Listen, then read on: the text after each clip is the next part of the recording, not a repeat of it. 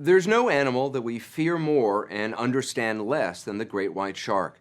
In part because it's so hard to get near them, studying great whites hasn't been easy. But there is one man who has spent his life getting closer to great whites more often than anyone else. His name is Mike Rutson, and in South Africa, where he lives, he's known simply as the Sharkman. What he's discovered about these predators will surprise you. Far from being mindless killing machines, Rutson believes great whites are smart, curious, and not out to kill humans. And as you're about to see, he's willing to risk his life to prove it.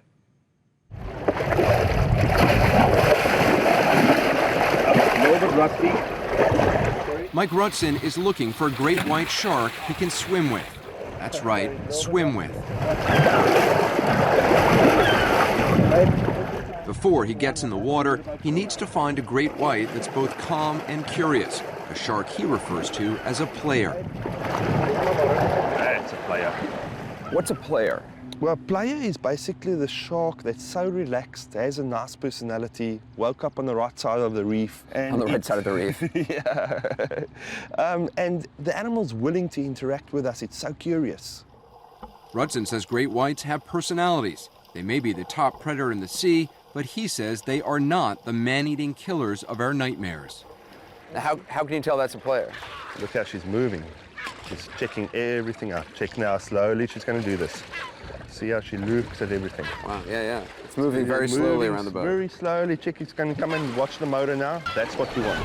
So this is a curious shark. You can work with this shark. This is a player. This shark and several others have been attracted to Rutson's boat by chum, a mixture of bait and fish blood.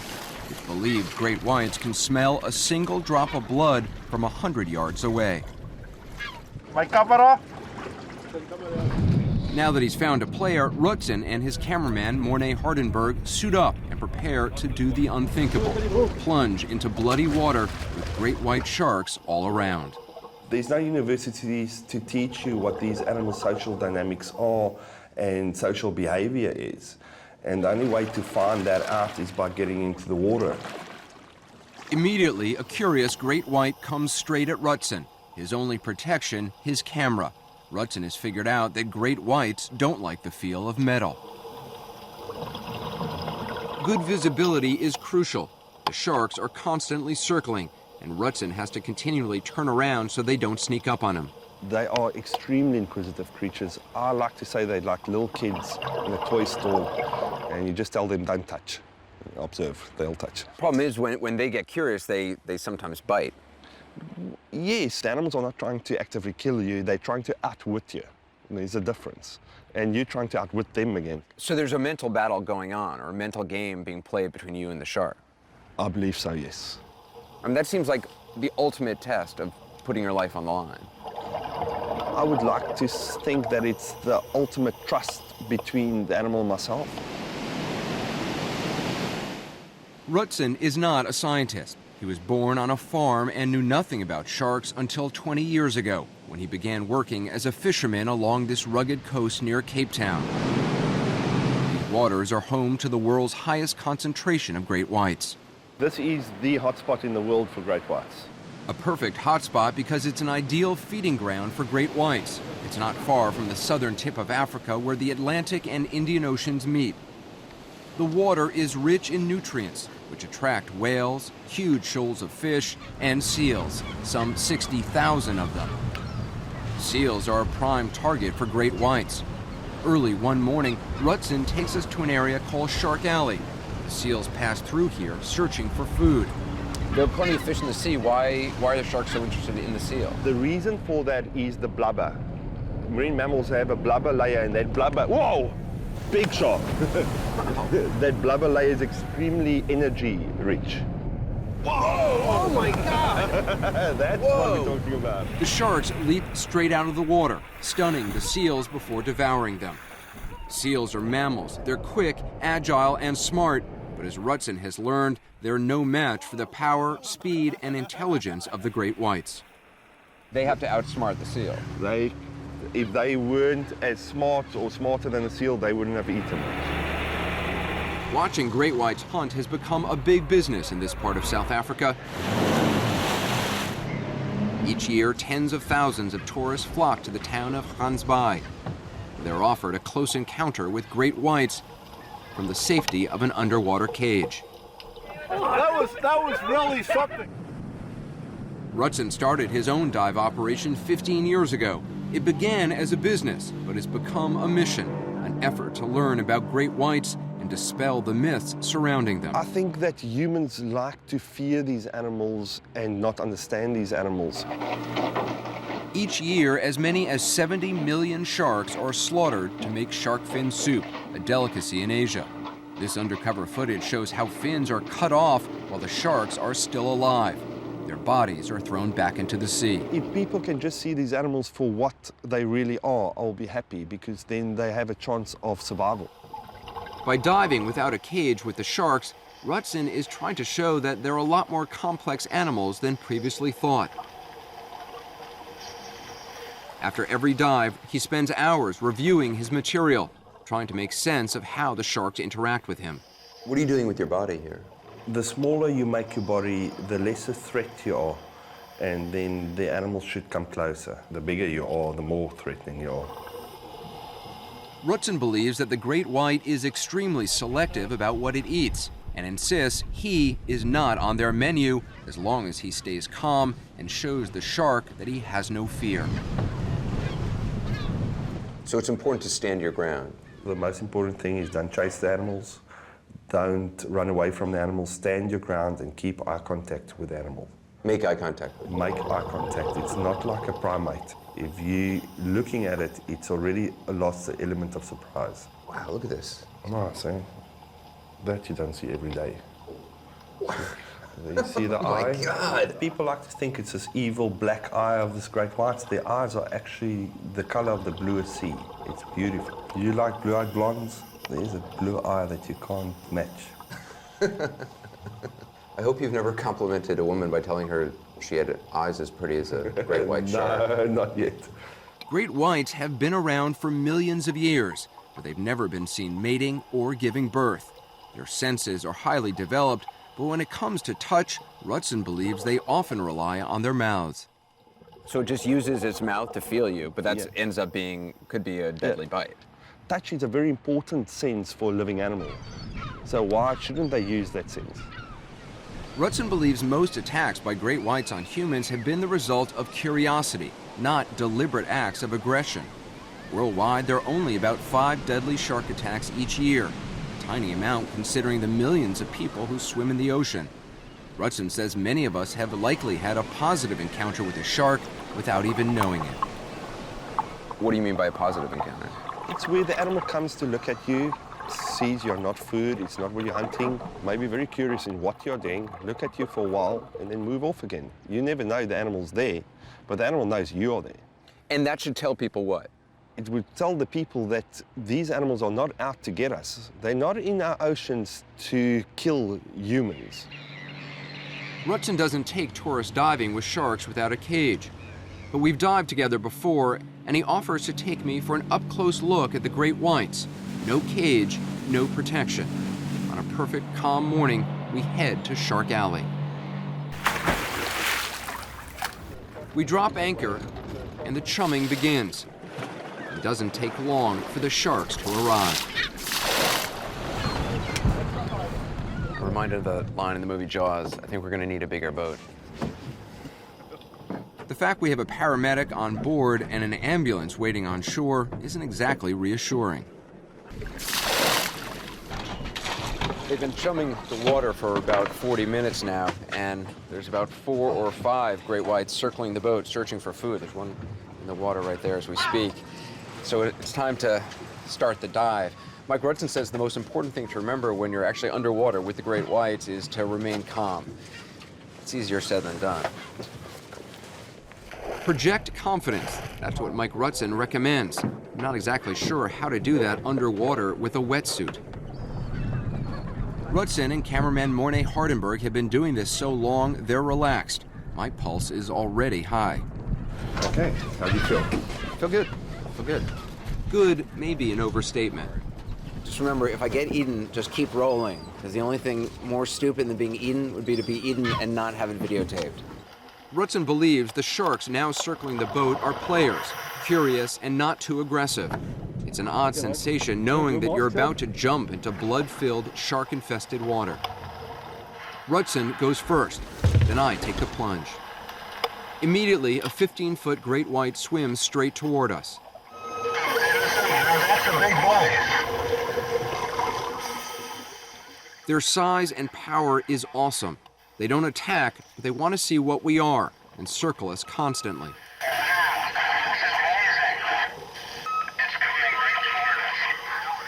Up close, you see their razor-sharp teeth and the strength of their bodies. It's terrifying but thrilling to be so close to such a massive predator. Seeing them in their own environment, not grabbing at bait or lunging at seals, gives me a new impression of them. A more complex picture, and that is exactly what Mike Rutson is hoping for. The current is getting stronger and visibility is deteriorating. So we decide it's time to surface. That's incredible. It's unbelievable. It's terrifying and at the same time just exhilarating, and it's unlike anything else. Wow. And I'm so happy I'm back up. That was great, thank you. That's incredible. I'm glad I did it, but I'm not sure I'd do it again. As for Mike Rutson, he continues to push the boundaries. He sometimes even hitches rides on the dorsal fins of great whites. These interactions are stunning, but Rutson insists he's not being reckless. The more we work with them, the more careful we are because of the knowledge. It's not that we're getting complacent because we have done it so many times. You're more careful with them now than you were when you started. Yes, because we are learning small things of what makes them tick. So we are so careful not to do the wrong thing. You did say before, though, when we talked that, you expect to die at a young age. Yeah, well, look at my lifestyle. I smoke too much, I drink too much, and I drive my car very fast. But so you don't expect to die from a great white? No, no.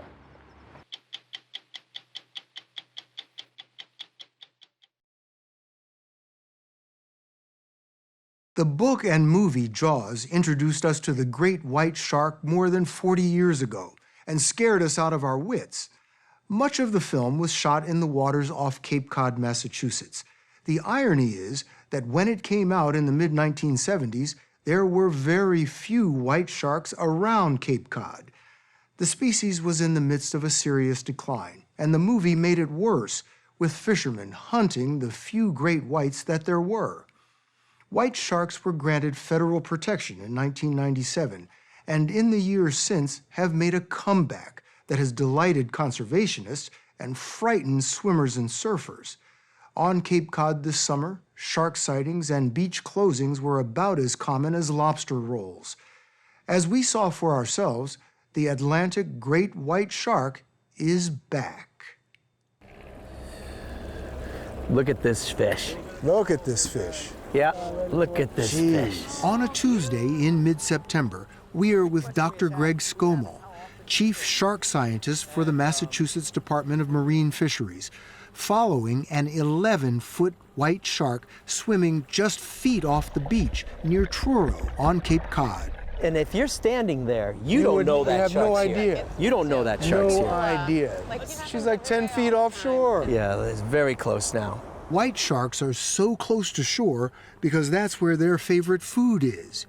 Gray seals, thousands of which now call Cape Cod home. This is the restaurant right here. These sharks have found the restaurant and they're waiting for the doors to open.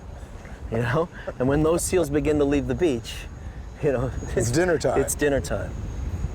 Scomo and his team from the Atlantic White Shark Conservancy are trying to attach electronic tracking tags to as many sharks as they can, nearly 200 so far. The way they do it is fascinating.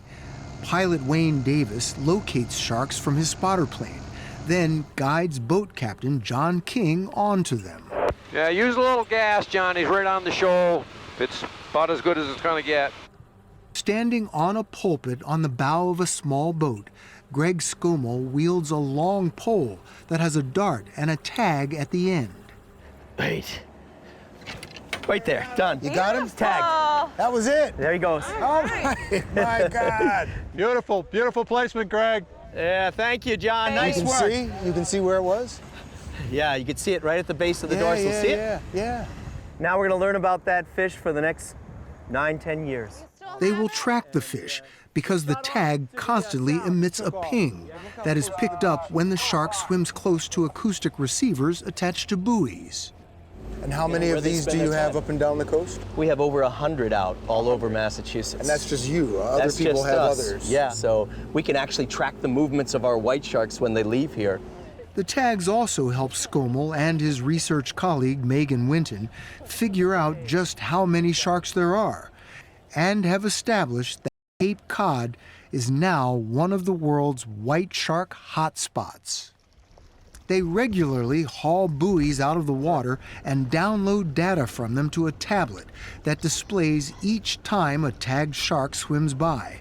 Lots of white shark detections. This tells them a lot about individuals. They have confirmed that they are loners and that the same one will often come back to precisely the same hunting ground year after year. A white shark seemed to be hunting Greg Scommel last year when it came up jaws open right under the pulpit. Whoa! Holy crap! What? Right up and open his mouth right at my feet. That shook him up for a bit, but he insists it shouldn't shake up the public. You know, all I can tell them is that the probability of them being bitten is incredibly low, but it's not much more I can say. Because that fear is primal.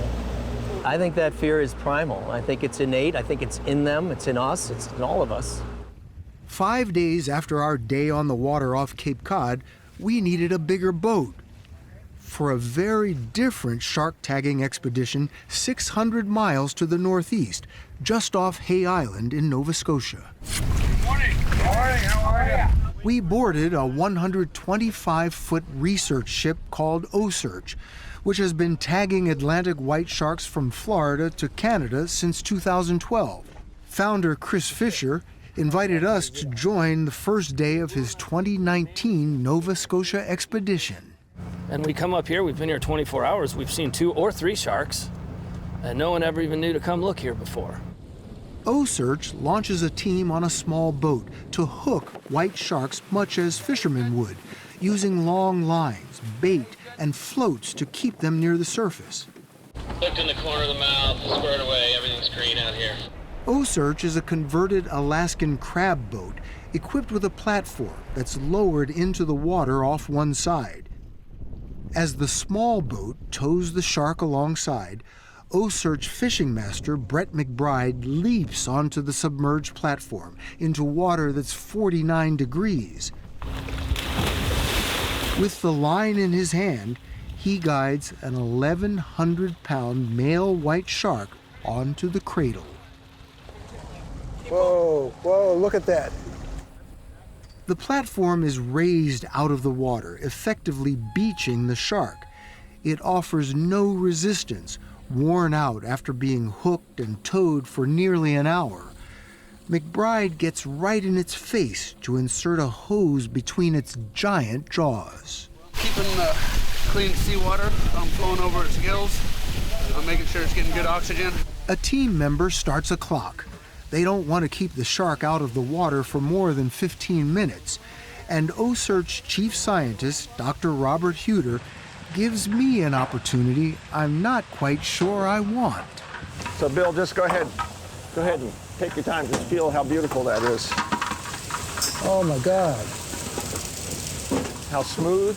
Then go this way. Rub your hand the other way, and you feel it's kind of bumpy. Yeah. My God. The O-Search team swarms the shark, drawing blood and tissue samples, picking off parasites to be analyzed, and measuring its girth and length. 371 total. That's 371 centimeters, or 12 feet 2 inches. The biggest Atlantic great white they've caught was a 16-foot female who weighed 3,500 pounds. As Chris Fisher measures this one, Bob Huter inserts an acoustic tag, like the one Greg Skomel attaches with a dart. That doesn't harm the shark? No, it's just, it floats in the body cavity. Okay, let's roll the shark. Everybody step back. After the shark is rolled onto its belly, There we are. You're at 11 minutes. Chris Fisher drills through the dorsal fin. He insists it's no more painful than piercing an ear. He's attaching the tag that really sets OSearch apart in the world of white shark tracking. The spot tag allows us to track this animal in real time for up to 5 years. The spot tag will send a signal to a satellite each time this shark's dorsal fin comes above the surface of the water. OSearch has put nearly 50 of them on Atlantic white sharks and displays their tracks on its website. And that's how you learn not only where they are, but what they're doing where they are, which is what you need to know to manage, right? Where's the mating? Where's the birthing? Where's the foraging? Where's the gestating? While some scientists criticize the OSearch techniques as too invasive, they are gathering a lot of data. 17 different research projects will get samples and information from a single shark. It doesn't take much to make everybody happy. Still, there are a lot of unknowns. No white shark has ever been kept in captivity, and no one has ever seen them mate or give birth anywhere. But there are also discoveries. The OSearch team has confirmed that the waters off Long Island are an important nursery for baby whites like these called pups.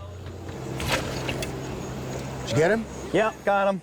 And back on Cape Cod, acoustic tags are teaching Greg Skomel about just how far adult sharks travel. So what's the most interesting thing you have learned about them? We now know, based on the tagging work we've done the last 10 years, is that when they leave Cape Cod, they go down to Florida and they spend the time in the Gulf of Mexico and they overwinter in these southern climates. But then some of these sharks move out into the open Atlantic Ocean. And when they're out in the middle of the Atlantic, they dive down to depths as great as 3,000 feet every day. And there's not a scientist on Earth that can tell you why they do that. Scientists have learned how long-lived they are. White sharks, we now know, live over 70 years. 70 years. 70 years. They don't start hunting seals until their late teens, but when they do, watch out. In this footage Greg Skomel shot, you see a seal leap out of the water with a shark right on its tail. Have you ever seen that before? Here, the shark catches a seal, and the ocean water explodes in blood red in an instant. The shark then swims away with half a seal in its jaws. Seals have been protected by federal law since 1972, and some 25,000 now live near Cape Cod. More seals means more sharks, and that's what worries the swimmers and surfers sharing the water with them. This photo was taken at the Cape barely a week ago. Great white sharks very rarely attack people. The one that killed a swimmer named Arthur Medici just off this beach last September was the first fatal attack on Cape Cod since 1936. But it triggered a fear of attacks that can hardly be measured. Scary warning signs on every beach, stop bleed kits at lifeguard stands, a phone app called Sharktivity that reports sightings in real time, with local news doing much the same, and community meetings packed with frightened citizens. And no sharks or seals are worth a young man's life. They're just not. You're the scientist, but you also live here, and you know people are afraid. We can't bury our heads in the sand when it comes to shark attacks. And so that's in my face every day now. And then it always falls back on the question of, well, what do you tell your kids to do? You know? What do you tell your kids to do? You know, I tell my kids, don't go out past waist deep. That's chilling advice for swimmers, for surfers, and for the Cape Cod Chamber of Commerce. I mean, we basically got to undo everything Jaws did. I mean, we got half the people on the eastern seaboard terrified about something that almost never happens. I saw the teeth on this character here. people who are swimming nearby should not be afraid of that? No, they're clever. Like, even though we dress up like they're food and try to fool them, they very rarely get fooled. What do you mean dress up like they're food? You ever seen what someone in a wetsuit looks like compared to a seal? He's got a point. When this white shark's 15 minutes on the O-Search platform ran out, we were ordered off. That was amazing. They gave him a name, Sydney, for the nearest Nova Scotia town, and began lowering him back into the water. And what you guys have done to it, this does not harm or hurt the shark at all? No, because we're monitoring the stress of the animal throughout. After a couple of minutes, he perked up, especially when he noticed the O-Search photographer in the water around the corner. Finally, with fish master Brett McBride helping steer him by the tail, off went Sydney. There he goes. Do your thing. Good luck, old boy. Woo! Sydney. Sydney. Yeah.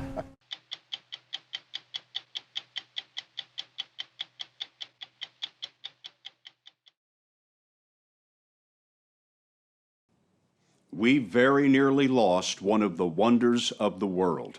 The humpback whale was efficiently slaughtered until there were only a few thousand left. But in one of the great success stories in conservation, the humpback is making a comeback. It's a good thing, too, because what we've learned about them lately makes the humpback one of the most fascinating animals ever to grace the earth.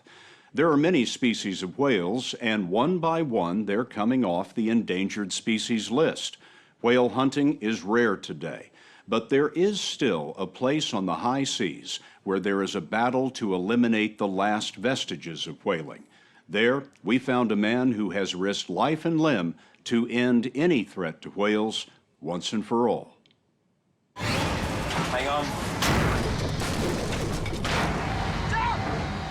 You're watching the ramming of a Japanese whaling ship by a combative conservation group led by American Paul Watson.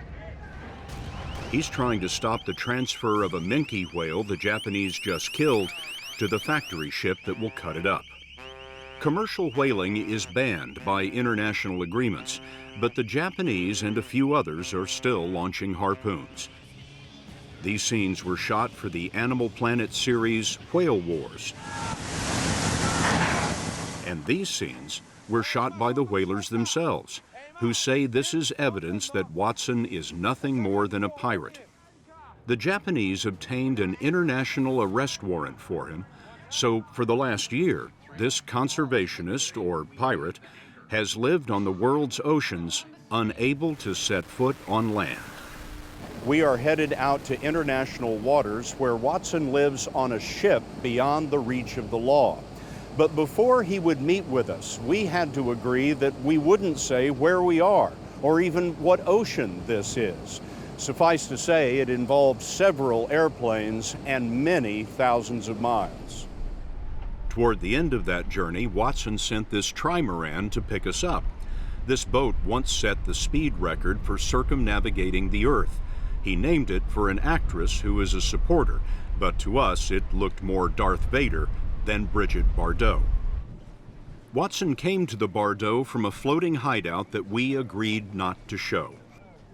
He is one of the founders of Greenpeace, and now at the age of 62, he calls his new armada Sea Shepherd. Paul, thanks for seeing us. Oh, thank you. The simple fact is this: if the oceans die, we die. Sea Shepherd was set up to uphold those international laws and regulations protecting our oceans. But why is that your job? Countries enforce laws. Why are you doing this? Well, I just do not see the political will on the part of these governments to do anything. But that makes you a vigilante. You're deciding on your own that you're going to enforce these laws. What gives you the right? Because I want to survive, and I want to make sure that my children survive, and I'm not going to sit back and watch the oceans be destroyed because governments don't have the political or economic will to uphold these laws. The whaling ban makes an exception for research, and the Japanese proclaimed that exception in tall letters on their ships. They set their own quotas, about 900 minkes, 50 fin whales, and 50 humpbacks. These are minkes, and even though the Japanese reserve the right to kill humpbacks, they haven't, according to the International Whaling Commission. There is no scientific basis for what they're doing. We have seen them take a whale onto the factory vessel. There's no scientists there. There's nobody measuring anything. They simply cut them up, send them down below, and package them. So this is not science. This is bogus. The International Court of Justice in The Hague will be deciding whether Japan's whaling is really for research or should be stopped. But while the whaling continues, Sea Shepherd fouls the Japanese plan with rope to catch their propellers. The Japanese fire back with water and ear-splitting sirens. Sea Shepherd throws stink bombs. The Japanese return concussion grenades. You called Sea Shepherd, which you founded, the most aggressive, no-nonsense conservation organization in the world. And you said, quote, "I don't believe in protests. That is far too submissive." What do you mean? Well, protesting is sort of like, please, please, please don't do that, but they'll do it anyway. They just ignore you. So protest is submissive. We're not a protest organization. We're an interventionist organization. We intervene against illegal activities. But this is what happened recently when Sea Shepherd tried to intervene. The whaler kept coming and sheared the bow off of Watson's $2 million boat, which eventually sank. No one was seriously hurt. Watson claims he has cut the Japanese catch because of these tactics, the same tactics that the Japanese say are illegal. And you're in sort of a prison, aren't you? Well, it's a pretty nice prison. It's, you know, I don't mind being on the ocean. It's a beautiful place, and certainly the citizens out here tend to be more peaceful. But when people call your tactics violent, how do you respond to that? I mean, you look at this footage, it looks violent, it's hostile. The Japanese are committing violence against living whales. We are not hurting anybody, so we're not violent. This battle is fought in the last place where humpback whales are considered endangered by the international agency that decides these things. These South Pacific humpbacks feed here in the Antarctic summer, then journey north 4,000 miles to mate. This is where much of the research is done, around a speck on the map called Rarotonga.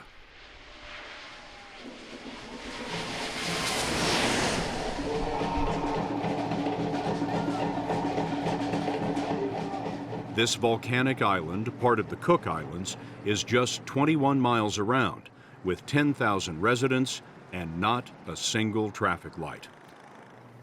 Here, we found the human who may know humpbacks best. He's right behind the boat.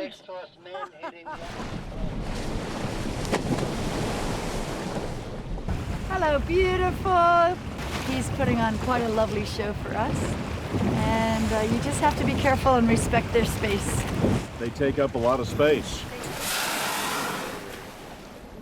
Nan Hauser is an American marine biologist who intended to come to Rarotonga for 1 month of research. But that was 16 years ago. Now her home and her lab are on the side of the volcano, and she spends her days eye to eye with her subjects. As you watch them, as you see these massive animals and look at them in the eye, and they're looking at you, and they've never seen what a human looks like before. And so they're curious about you, and you're curious about them. Humpbacks are acrobats. Their fins are like wings, up to 20 feet long. They cooperate with each other to hunt for the krill and small fish that they eat by the tons. We've learned a lot about them in recent years. And some of what we know is because Nan Hauser risked her life to discover it. She's part of an international mission to harpoon humpbacks with small satellite transmitters. That rubber boat feels tiny next to an animal 50 feet long that weighs 79,000 pounds. You got it? You sure? It's in. It's in. Okay, watch out. It's very, very dangerous. All they have to do is pick up their tail and give you a good whack, and all your bones are broken and your organs are ruptured. So it's very scary, very, very scary. My heart is pounding. When they surface to breathe, the transmitter stuck in their blubber sends a signal. Now we know that humpbacks can travel 10,000 miles a year. That's the world record for a mammal. 80% of their lives are spent submerged, and this is where Nan Hauser has made some of her most beautiful discoveries. Here we see a male standing on his head upside down singing a song. They are motionless and the song bellows out. The humpback song can be 20 minutes long, and they repeat the same song again and again. Males in one region will all sing the same song the same way, but next year they'll return with a new composition. So this is air somehow moving around inside their heads that's making this sound. Correct. Even though they don't have vocal cords. Correct. It's almost, I think, like taking a balloon full of air and going.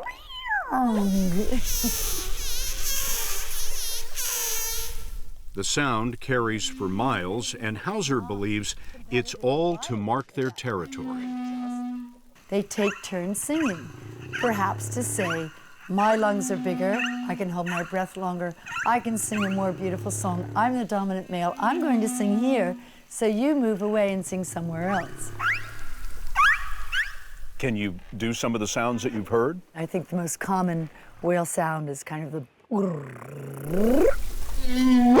But we get everything. We've even had the laughing monkey. Creaky doors.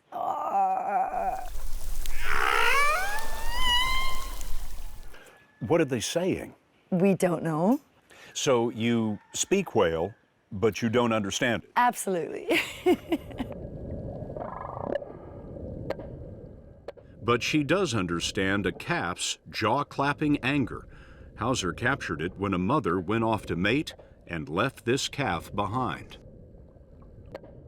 He does a small jaw clap right here. What does that mean? Oh, well, now I know it means I'm upset and I'm going to have a little bit of a temper tantrum. You can see him, hear it? He's saying, pay attention to me. Exactly.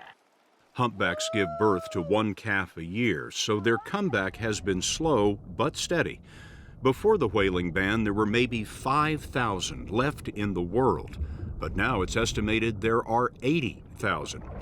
The biggest threats to them these days are collisions with ships and the kind of miles-long fishing line that wrapped up this whale.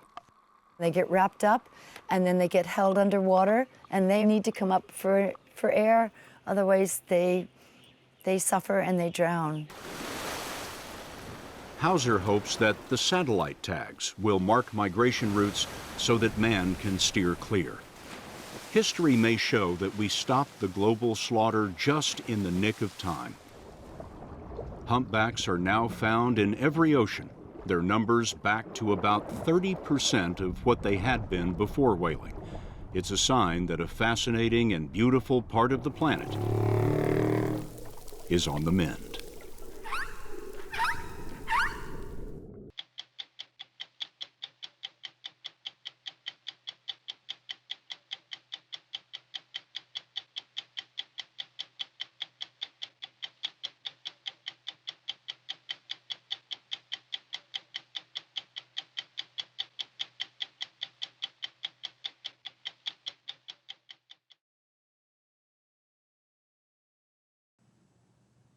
In December, nearly every member country of the United Nations pledged to protect at least 30% of the world's land and sea by 2030 to reverse the damage done by humans and protect vulnerable species.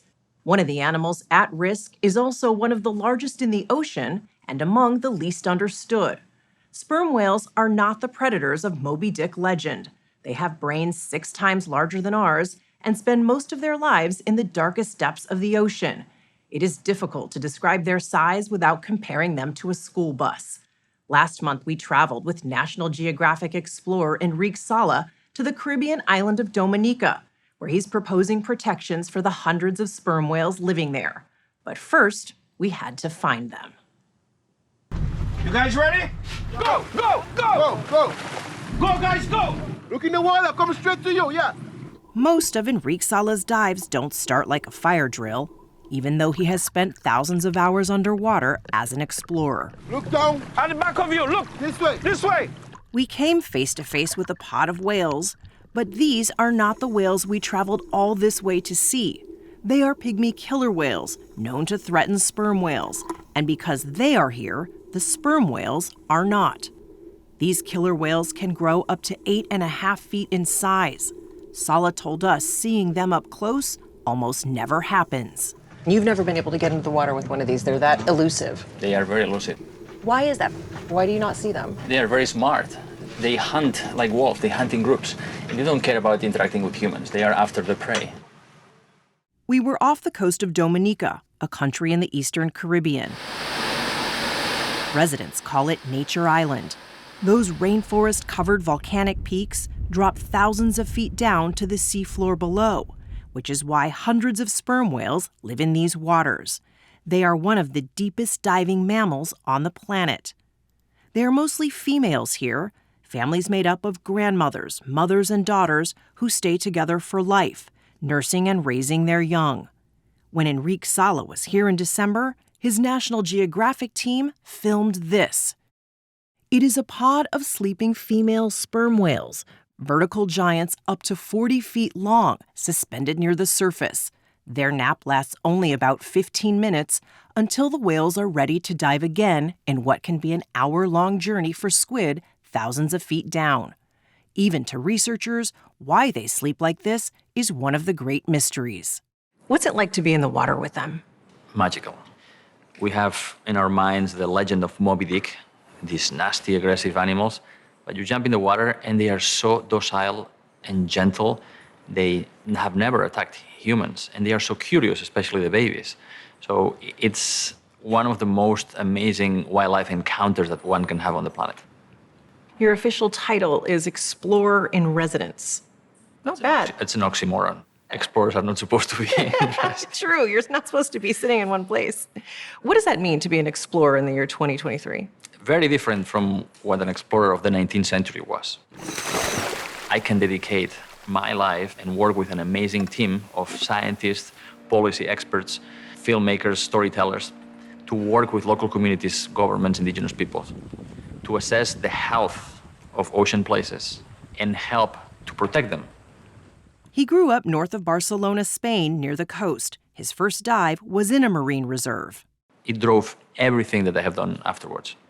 If we give the ocean space, it can heal itself.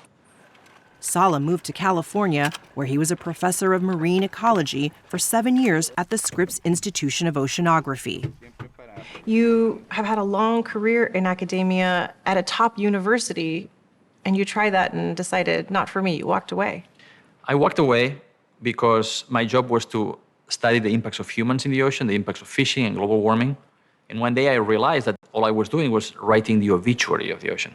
Writing the obituary of the ocean? Yeah, I felt like the doctor who's telling you how you're going to die with excruciating detail, but not offering a cure. Have you found that cure? There is one solution that is proven. It's a success story everywhere in the world, which is marine reserves or marine protected areas, areas where damaging activities are banned and marine life can come back. He founded the Pristine Seas Project in 2008. It combines sea exploration, scientific research, and public policy, and has worked with 17 countries to turn these large swaths of the ocean into marine protected areas. In Dominica, scientists estimate the sperm whale population declines by 3% each year. Sala says a preserve would protect them from their greatest threats. Not those pygmy killer whales we saw, or whaling, which has been banned for decades, but plastic trash, ocean noise pollution, and ship strikes. If they continue with the status quo here, what happens? If nothing is done, the population will probably continue declining. So reducing those threats, hopefully, will allow the sperm whale population to rebound. And the more whales there are, the more benefits Dominica and the local communities will obtain. Hurricane Maria devastated those communities in 2017. Today, the island is continuing to rebuild and prepare for the future. Francine Barron heads the agency in charge of that effort. What was it about Hurricane Maria that made the leaders of this country say, we have to do something, we really have to act? We suffered the equivalent of 226% loss of GDP. So we could see the trend, and we realized that we needed to become much more resilient. When Enrique Sala came to you with this idea of creating a sanctuary for these whales, what was his pitch to you? We see whale watching as an important part of our tourism product, and it's something that needs to be protected. And the idea of creating greater protection for the whales is something that Dominica is very open to. And we were very pleased with the suggestion that Enrique made to creating a recognized sanctuary for the whales. Enrique Sala compares it to a model that has worked in Rwanda, where protecting mountain gorillas helped bring tourism dollars to the local economy. You gonna find us some whales? Sure. All right. Captain Kurt Benoit was born and raised in Dominica and has been in the whale tourism business for more than 2 decades. We set out on his 38-foot Lady Rose from a small fishing village on the west coast. Our government permit to swim with the whales was good for 6 days. Captain Benoit uses a homemade device that picks up the distinct clicking of sperm whales as far as 11 miles away. We got whales in the south. Every 3 miles, we check to see if we were getting closer. Come to Papa. Daddy's here. Tell me about this really high-tech device you've got here. You have an underwater microphone which picks up sound from 360. So what I did, I take a salad bowl with neoprene. So the hydrophone is kind of hidden. So as it goes out, it actually brings you straight to wherever you hear the sound. So this is a salad bowl from your house? Yes. What do the whales sound like? It's like a horse is galloping on a hard surface. So if you hear several of them, that means there's a lot of whales there. Let's keep on going, man. I'm gonna find these guys. All right. On the second day, a water spout. See it? It's right here. Look, guys. See him? You can see its top. Look at him. Oh my gosh. No! Swimmers in the water! Males here live with their families until their teen years. Then they roam, mostly alone, swimming thousands of miles away. Caribbean male sperm whales have been found as far away as Norway, returning here only to mate. Our cameraman got lucky enough or unlucky enough to have the whale poop on him. So the whales go down, they hunt squid, they come back to the surface, they breathe, they rest, and they poop. And that poop is full of nutrients, which fertilizes the shallow waters. So a good thing, I guess. It's a good thing. Come on, people. We're looking for spouts. But our luck didn't last. Okay, guys. Nothing is yet. We spent the next day searching for sperm whales, and the next. Nothing at all? Nothing at all. And the next. Not a single click. Okay, guys. It's pretty quiet. And then, in the last hour of the last day of our trip. Yeah, lots of animals in the area, guys. Woo! They're coming back. But I'm getting songs 360. So that means the whales, we're above them. We're right there. Yes, he blows! Yes, he blows! Yes, he blows! Yes, he blows! Yes, yes, he blows! Go! Go! And stay there, it's coming to you! Cecilia. It's coming to you! Coming to you! We jumped in the water and a young female swam right to us. She came within feet. At first, her size was terrifying. She made a sound like a creaking door hinge. It's one of the ways whales communicate and socialize. With eyes on the side of her head, she stared right at us. She had squid in her mouth, leftover from lunch thousands of feet below. She stayed and rolled around, and her jaw was wide open. She was using echolocation, bouncing those clicks off of us, trying to figure out what we were. You could hear the clicking. You could hear her. Once you were really close to her, you could hear that so Very loudly. loud. I could feel it in my bones. Mm-hmm. You grabbed my hand. You could tell I was nervous. I was excited too. You were? They are huge. You have to respect them. You have to respect them. There is a sense of awe that comes with being in there. She was looking right at us. And she left us a souvenir. Piece of squid. Sperm whales live in... Shane Giro is another National Geographic explorer. He started the Dominica sperm whale project, and over the past 18 years, he's identified more than 35 families. Did you recognize the whale that we saw? The animal you met belongs to the EC2 clan, the other clan of whales that we've known exists in the Caribbean, but we haven't seen all that much. And those groups identify themselves by making specific patterns of clicks called codas.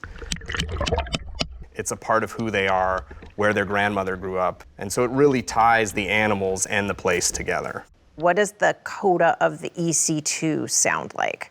They make the 5R3 coda, and it sounds like this. 5 slow clicks.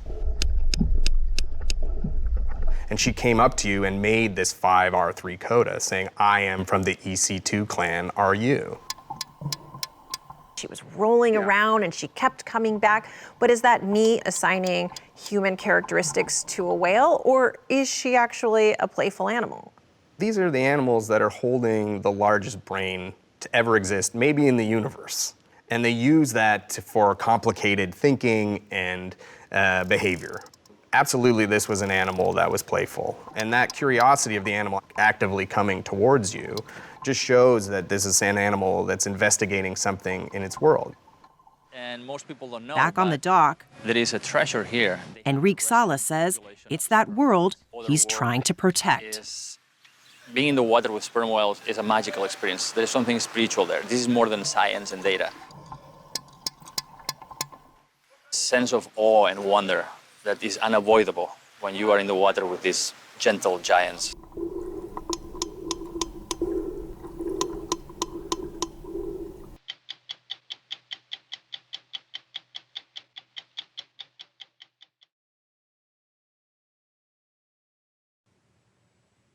The spot where the Columbia River spills into the Pacific Ocean at the border between Oregon and Washington State is where Lewis and Clark ended their journey of discovery in 1805, with Clark writing in his journal, "Ocean in view, oh joy." But it's not all joy. In fact, it's one of the most dangerous inlets in America. Up to 1 million cubic feet of water can pour out of the river's mouth every second and run right into waves that have been moving across the Pacific for thousands of miles. As we first reported last fall, it's precisely because of this powerful aquatic collision that elite members of the United States Coast Guard come to this place once each year, determined to earn the coveted certification as surfmen. On the bow. Here comes a big one. Touch your head. Come starboard. On a wet February afternoon, we're on board a 47-foot U.S. Coast Guard motor lifeboat with Chief Eric Kelly at the helm, driving through breaking surf barely 100 yards off the beach. I have another swell right up here. And another one right behind there. Exactly. At the time, Kelly was chief instructor at the Coast Guard's National Motor Lifeboat School. This was the first day of class, and the 3 students on his boat were studying his every turn of the wheel and calling out approaching swells. Got a saddle, starboard bow. Touch your head.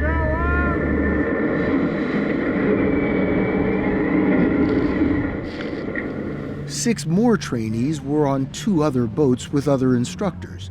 Kelly says everyone is here because this place, at the mouth of the Columbia River, consistently has some of the worst weather and highest seas in America.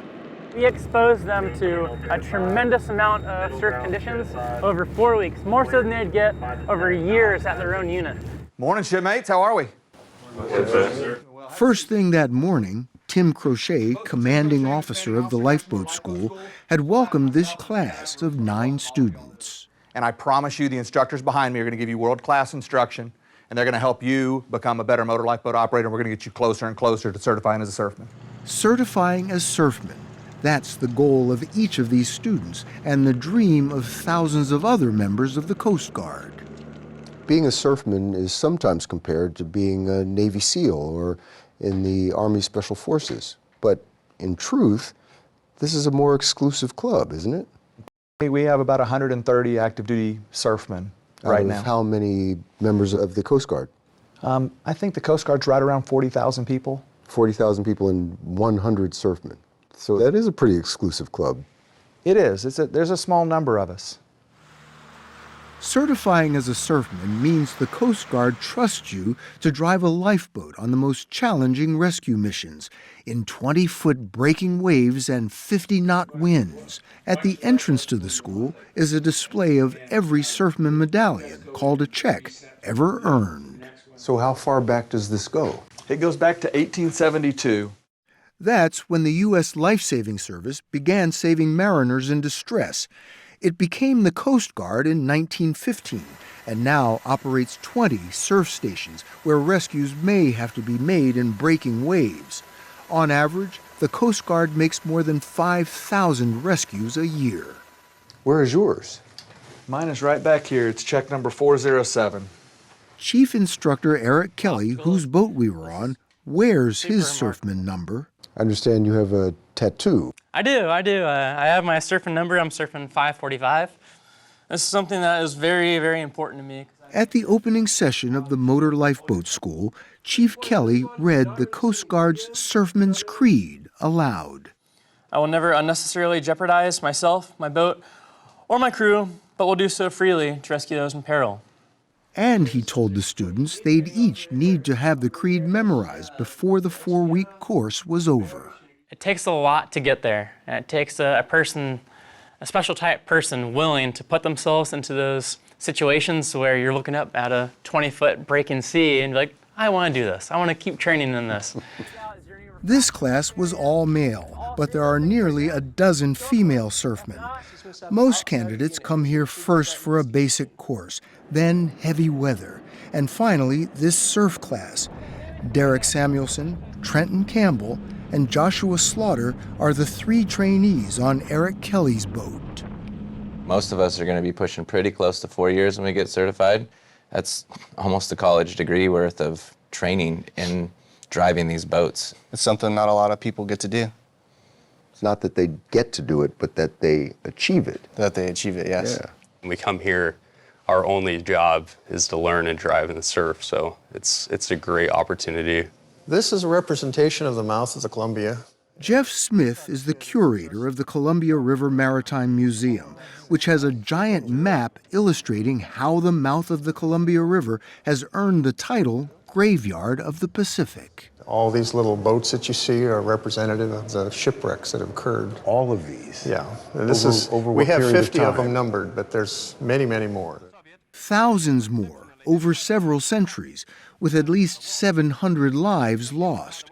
The skeletons of wrecked ships still litter some area beaches. So despite how treacherous this waterway is, it's a vital economic waterway as well. It certainly is. Of all the grain exported from the United States, just over 40% goes out the Columbia River. Every commercial ship coming into the river must have a local pilot come on board to guide it. This video shows how perilous it can be just to get that pilot onto one of those ships. Imagine the dangers faced by Coast Guardsmen trying to rescue a ship or sailboat or fishing boat that's in trouble. I'm always a little bit, I don't know if starstruck is the word or awestruck when I'm in the presence of the men and women of our Coast Guard, because the job they do is just amazing. It's incredible. An incredible group of people. It's such a cool mission that we get to do. Like, we get to go drive these awesome boats out and have the opportunity to save people in their darkest day.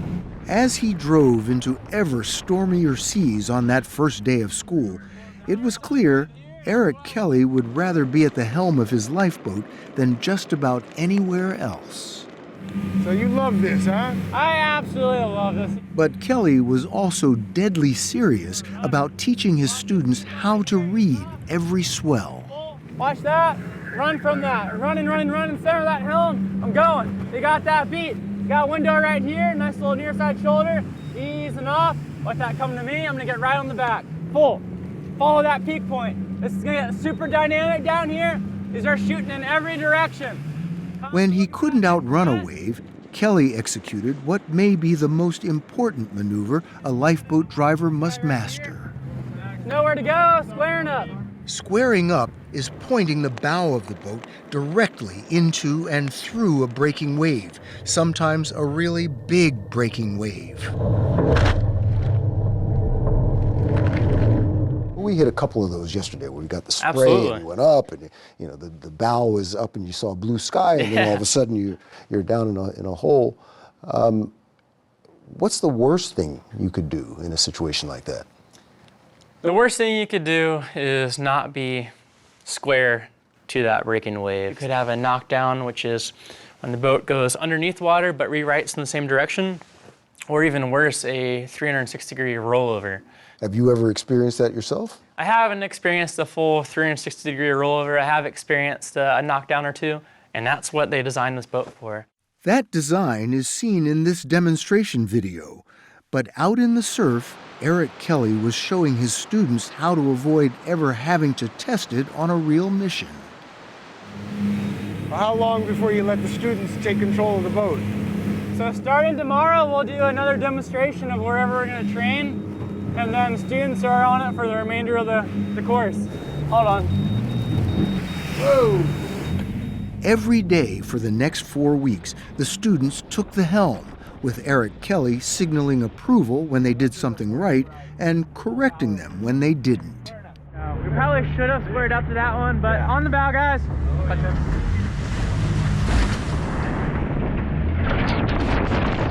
Students drove in every kind of condition and ran simulated missions like pulling someone, in this case a dummy, out of the water. Nice reach, Josh. Get him on board. Don't play it off. Don't play it off. Yep. All right, stand by to clear the recess.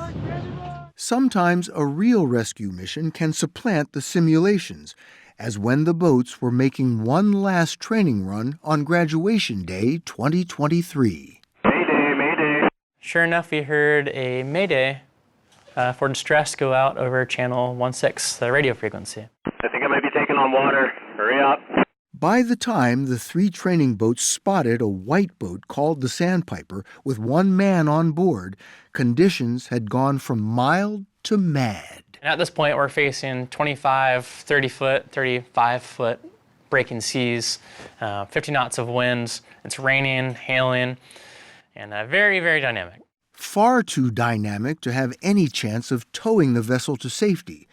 It was also graduation day for the Coast Guard's Advanced Rescue Helicopter School, and they dropped a rescue swimmer named John Walton into the water.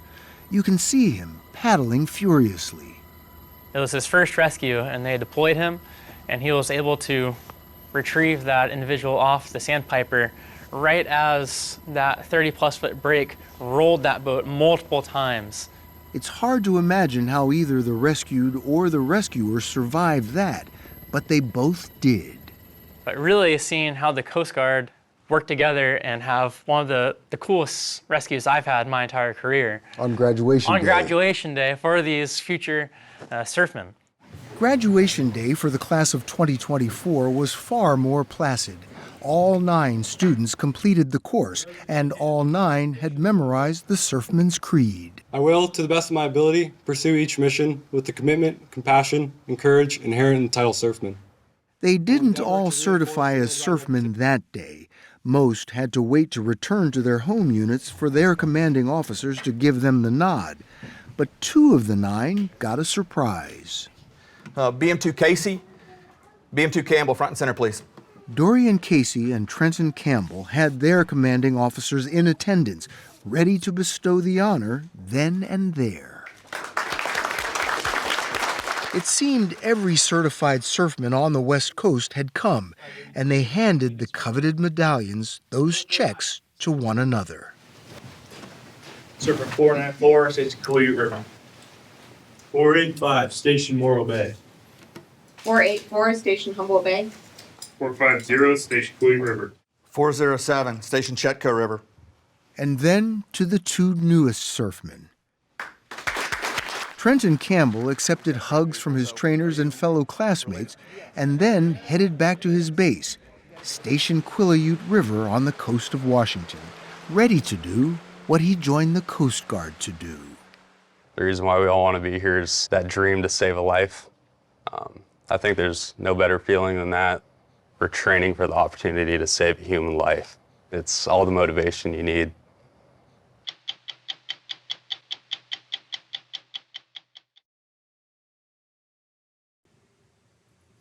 As tensions rise between Europe and Russia, Russian aircraft have pierced NATO airspace in Poland, Romania, and Estonia in recent weeks. And in the Baltic Sea, another incident has raised the stakes even higher. A tanker named the Eagle S was tracked dragging its anchor across the seafloor, leaving severed cables in its wake. Undersea cables carry the lifeblood of modern existence: electricity, gas, digital communications, global banking, the internet itself. Without the cables, all that would grind to a halt. In the past 2 years, at least 11 cables have been cut in the Baltic, primarily in the waters off Finland, which shares an 832-mile border with Russia. Who's behind the rash of breaks is a mystery, but this much is known. Before Russia's war with Ukraine, these types of incidents were extremely rare. We cut across the Baltic Sea in this small Navy dinghy, looking for clues to a nautical whodunit. We headed for the 170-foot Finnish minesweeper Vaterpää. This massive ship towering above us is a crucial part of Finland's maritime defenses, guarding these waters between Russia to the east and Estonia to the south. Everything is quite close here. You've got Estonia, you've got Yes. Russia, you've got Finland, you've got Sweden, all come together right in this area.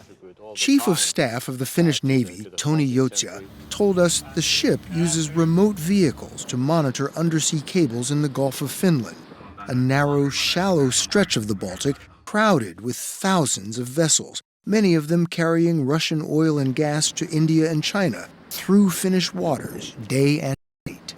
We know what's happening in the Gulf of Finland all times.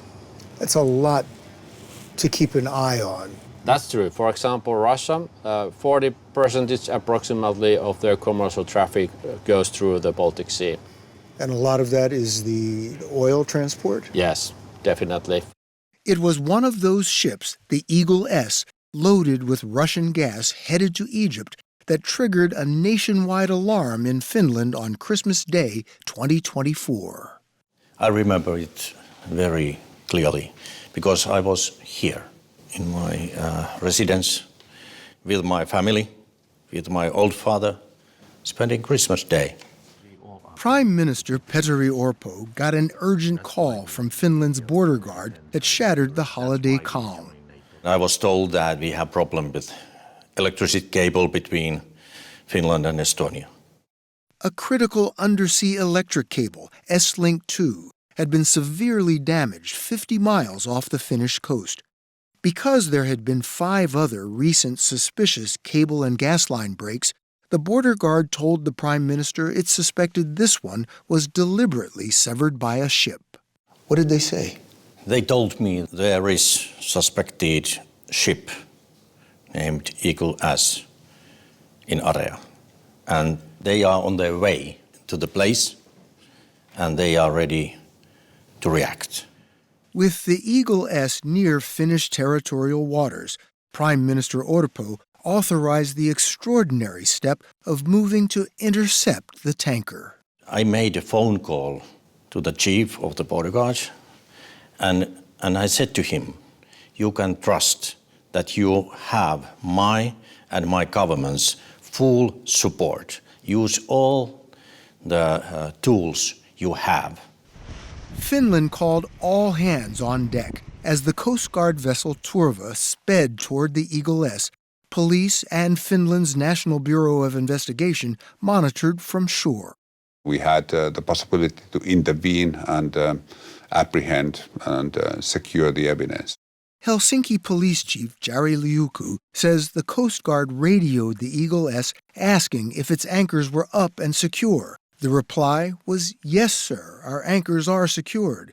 But 3 hours later, at 6 p.m., as the Turva closed in, the crew could see that was not true. The anchor chain was hanging in the water.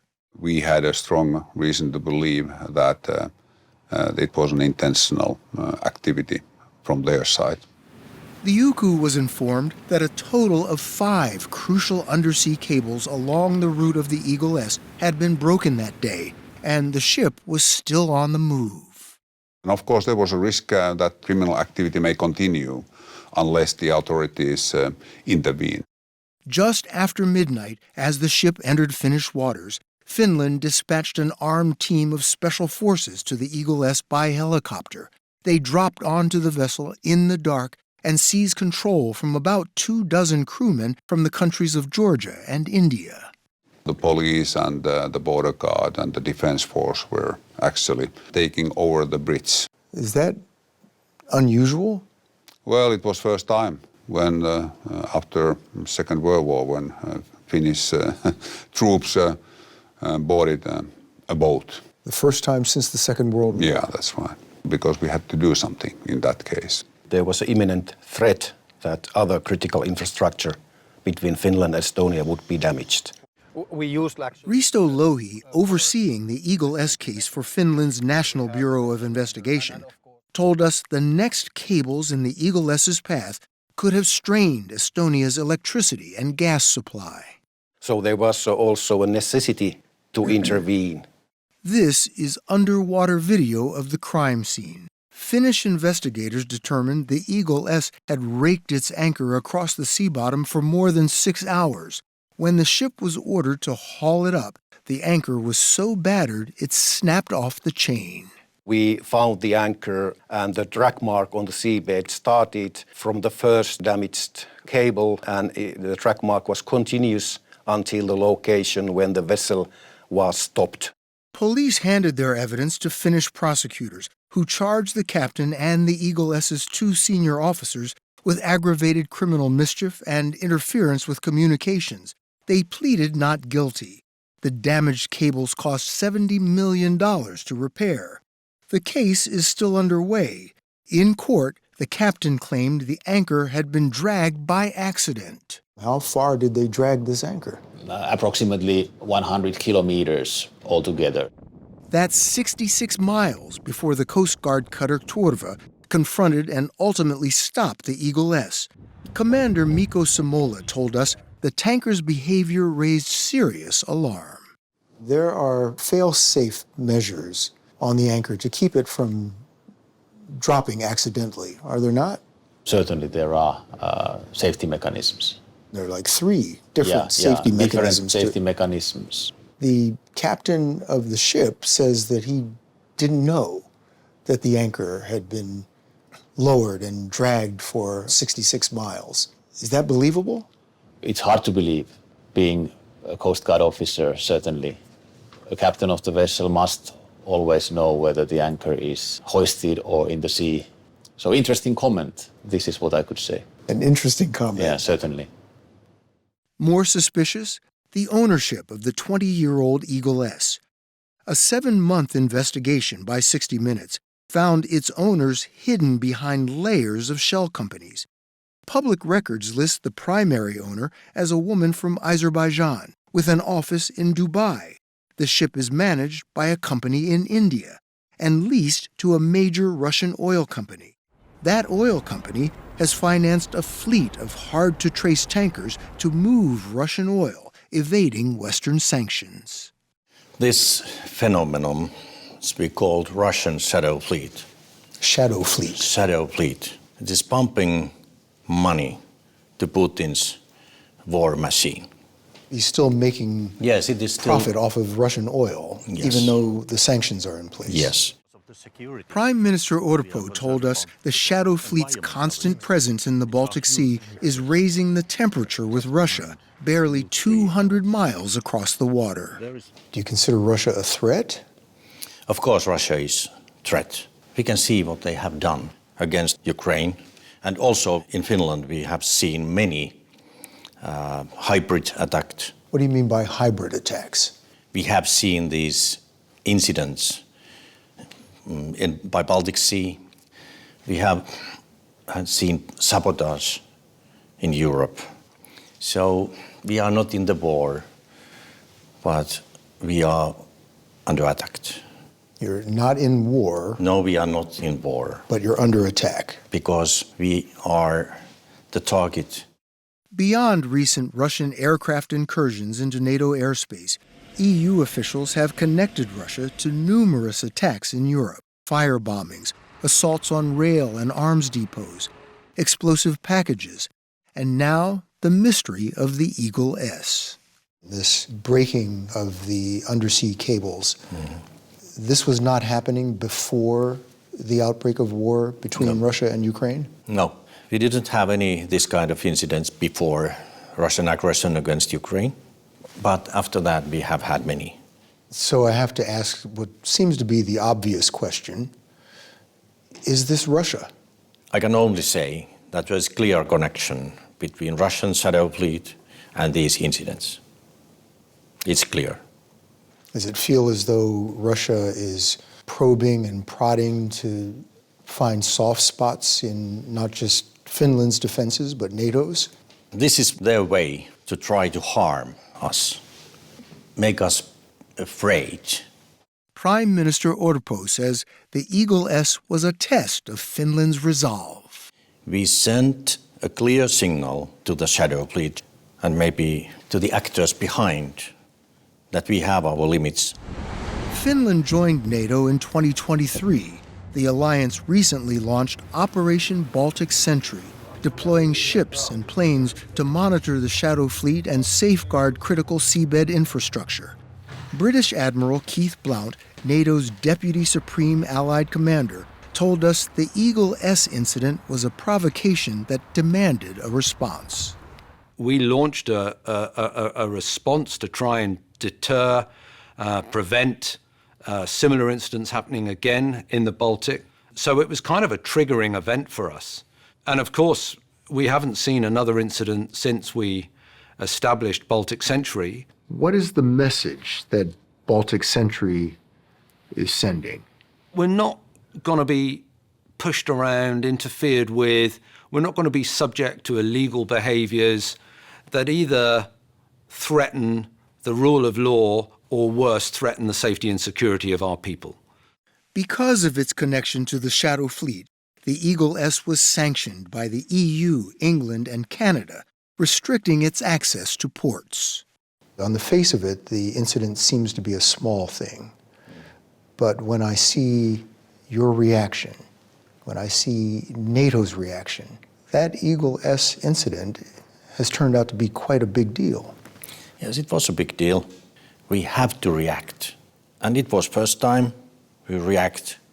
We show that we are ready to defend our critical infrastructure, our property. And that's why it was turning point. We have a saying in the United States, enough is enough. Yes, enough is enough.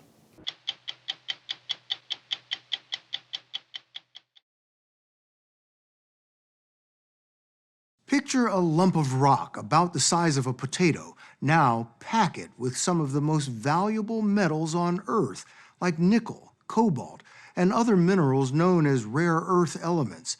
There are trillions of these nodules, that's what they're called, just waiting to be picked up. The problem is, they're on the bottom of the Pacific Ocean. The nodules were discovered more than a century ago. Now, new technology has triggered a fierce competition to go get them. These metals are critical for modern life, cell phones, electric cars, and supercomputers. 19 countries, including China and Russia, have already jumped into the deep. But the one country on the sidelines? The United States. More on that in a moment. But first, we wanted to take a look at this new frontier. Our adventure began at 3 in the morning. Loading up our tugboat, we pulled out of San Diego. The harbor lights sank quickly behind us. 10 hours later, we were cutting through the chop of the Pacific with nothing to see but the tossing ocean. So it wasn't hard to spot the Maersk launcher, a 300-foot mining research vessel that we'd come to join. All we had to do was get on board. While the launcher dangled a rope ladder above us, the tugboat backed in. With swells over 10 feet, timing was everything. At the top of the wave, we took a leap of faith and landed in the new world of deep-sea mining. We were traveling with Gerard Barron, the CEO of Canadian company Deep Green Metals. He was eager to catch up with the launcher's crew. They'd been at sea for 5 weeks on a test run, mapping the sea floor and fishing for nodules. This was the sunken treasure we had come to see. What makes them so valuable? What is in that? Well, that is an electric vehicle battery in a rock. It looks like a lump of charcoal. It does, but it's a beautiful lump of nodule. The amazing thing is it's filled with nickel and cobalt and copper and manganese, and that's everything we need to build a battery. All right, start coming up. To get the nodules, the crew hoists a 3-ton rig called a box core over the side. Plunging into the ocean, it begins its 3-mile descent to the sea floor. Hours later, it neared the bottom. It felt like watching a new lunar landing. And there they were, giant fields of nodules covering an alien landscape.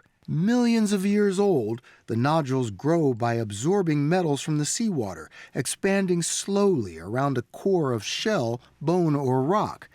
The potential is staggering. Estimates of their worth run from $8 to more than $16 trillion. They are primarily found in the Clarion-Clipperton Zone, or CCZ, about 2 million square miles of ocean between Hawaii and Mexico.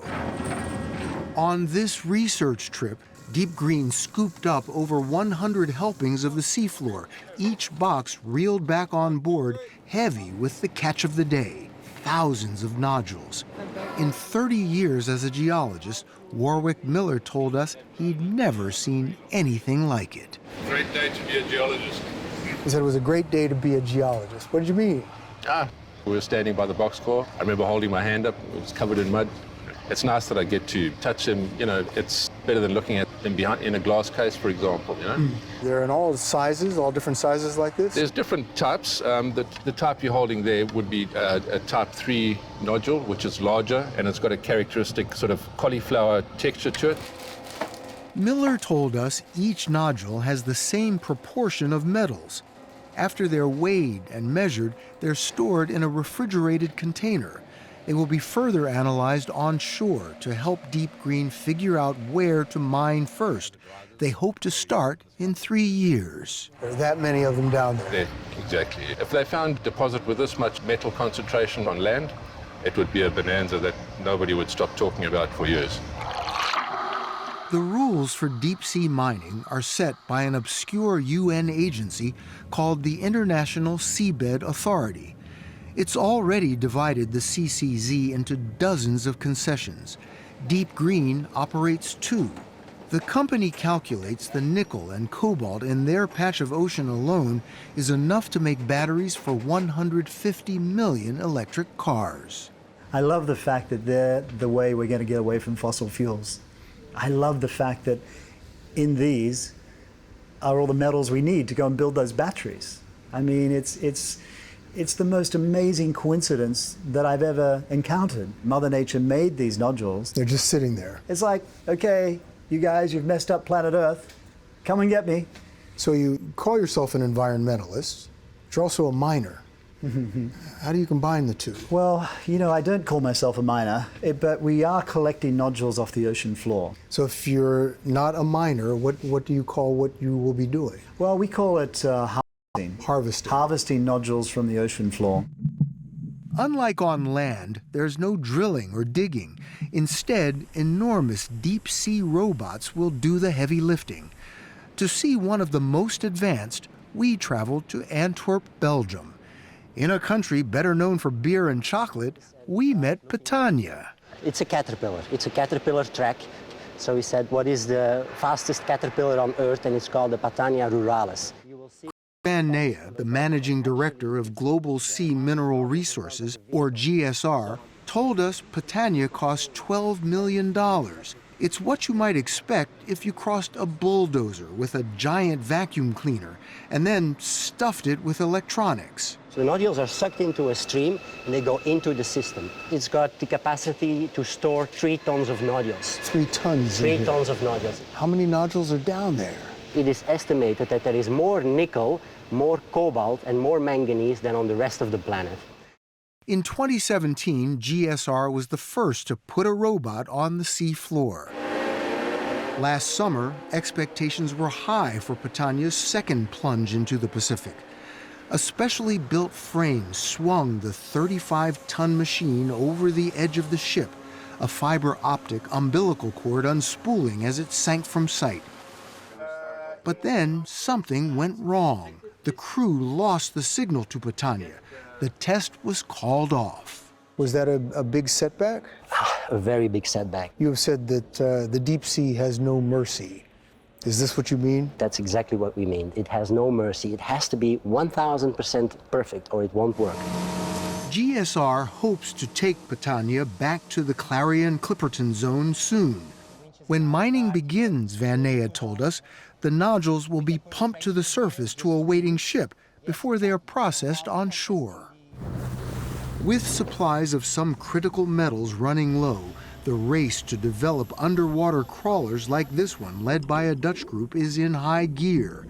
But some scientists fear that deep-sea mining will wreck the sea floor, a world not fully understood. This rare albino octopus, nicknamed Casper, a species only discovered 3 years ago. When we go out and collect a sample on the seafloor, we collect hundreds of new species. Things that you've never seen before. Sure, oh yeah. Craig Smith is an oceanographer at the University of Hawaii. He told us he was surprised at how much life could survive 3 miles deep. His expeditions to the CCZ have turned up fantastical creatures, like this squid worm, or a fluorescent sea cucumber dubbed a gummy squirrel. There are other deep-sea originals, too. A foot-long shrimp, a ping-pong tree sponge, and a galloping sea urchin.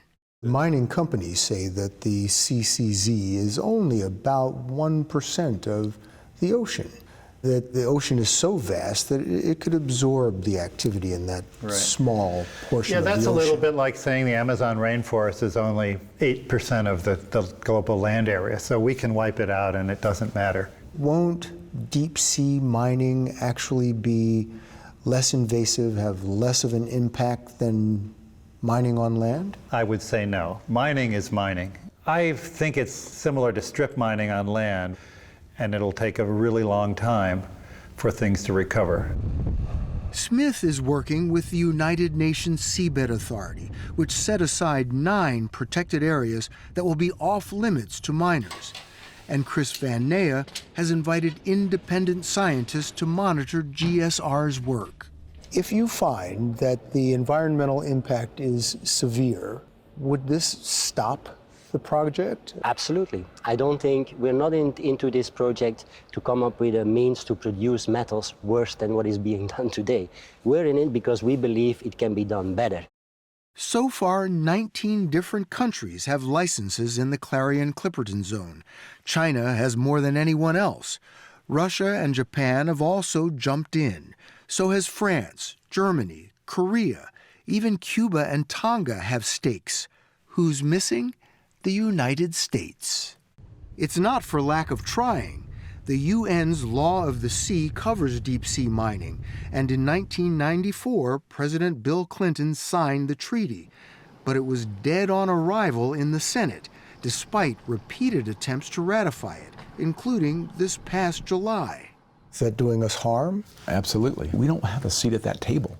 Jonathan White is a retired Rear Admiral who now runs a nonprofit to protect oceans. He told us that being outside the treaty means the U.S. has no say in how this new gold rush is being run. It's a law, and if we're not going to be part of that lawful system, doesn't it make us sort of outlaws of the sea? With the U.S. on the sidelines, China has poured hundreds of millions into its deep-sea ambitions.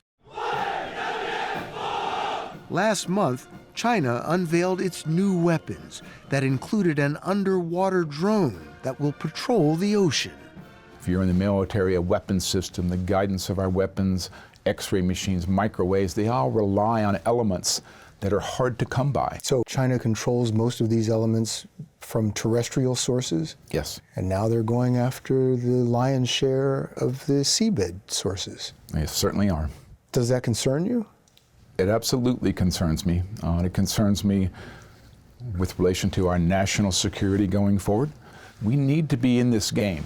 My problem is with sovereignty. So we called the 22 senators opposed to the treaty, all Republicans, to ask why. None would appear on camera. Those who wrote us said that ceding any control to the United Nations was a deal breaker. But Rear Admiral White worries if the U.S. doesn't ratify the law of the sea, it will soon be too late. And if we don't, what does that mean for us? I think it means that, again, we become more isolated, especially in terms of a growing global economy. And more dependent on China. And absolutely more dependent on China. So what sense does that make? It makes no sense. The country that made it to the moon first may now miss the race to this new frontier and the untold riches of the deep.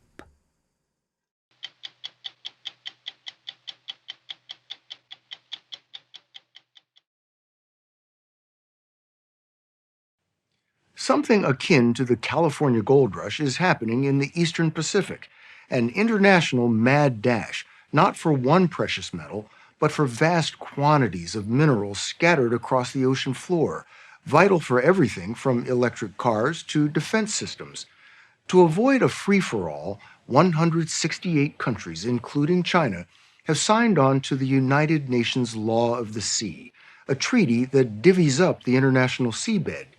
Conspicuously absent is the United States, kept out of the race by a group of Republican senators who say the treaty undermines American power. Despite efforts by 5 presidents, ratifying the treaty has hit a wall in the Senate year after year. As we first reported in March, seabed mining is set to begin next year, and China is in place to dominate it. Now, a group of former diplomats and military leaders is trying again to break the logjam in the Senate. 1,000 miles from U.S. waters, between Mexico and Hawaii, lies this patch of Pacific Ocean. It looks tranquil, but it's a locus of fierce competition. To see what's at stake, you have to plunge to the bottom. See those potato-sized rocks? They're filled with cobalt, nickel, manganese, and copper, some of the most valuable metals on Earth. All right, start coming up. In 2019, we went along on a pilot expedition as a crew with Canada's Metals Company hauled its sunken treasure to the surface. There are that many of them down there. If they found a deposit with this much metal concentration on land, it would be a bonanza that nobody would stop talking about for years. Today, the race is on for the estimated trillions of dollars of strategic minerals on the ocean floor, vital for next-generation electronics. Countries that ratified the Law of the Sea Treaty now are testing giant robots that vacuum the minerals from the sea floor. Yeah, nodules. They're carving up and laying claim to parcels on the seabed covered with rich balls of ore. China has 5 sites, 90,000 square miles, the most of any country. The United States, none, blocked from even putting a toe in the water by its refusal to ratify the treaty. We are not only not at the table, but we're off the field. The United States probably has got the most to gain of any country in the world if it were party to the Law of the Sea Convention. And conversely, we actually probably have the most to lose by not being part of it. John Bellinger is a partner at the D.C. law firm Arnold & Porter. In 2012, he testified in favor of the treaty at Senate hearings as a former legal advisor to George W. Bush. He told us Bush was no fan of UN treaties, but he supported this one, not only for codifying access to the deep seabed, but also for safeguarding the free navigation of U.S. ships around the world. Bellinger told us support was so broad in 2012, he thought it would be a slam dunk. President George W. Bush is in favor. That's right. U.S. intelligence? Yes. Military? Yes. Major business groups? Big oil? Yes. And environmental groups as well. Hard to find any treaty or probably any piece of legislation that has such broad support. Yet it failed. The conservative Heritage Foundation convinced 34 Republican senators to turn thumbs down, saying it would subjugate the United States to the UN. My problem is with sovereignty. The law of the sea was sunk. It surprised me that a number of senators would tell us in the government, we know better than you.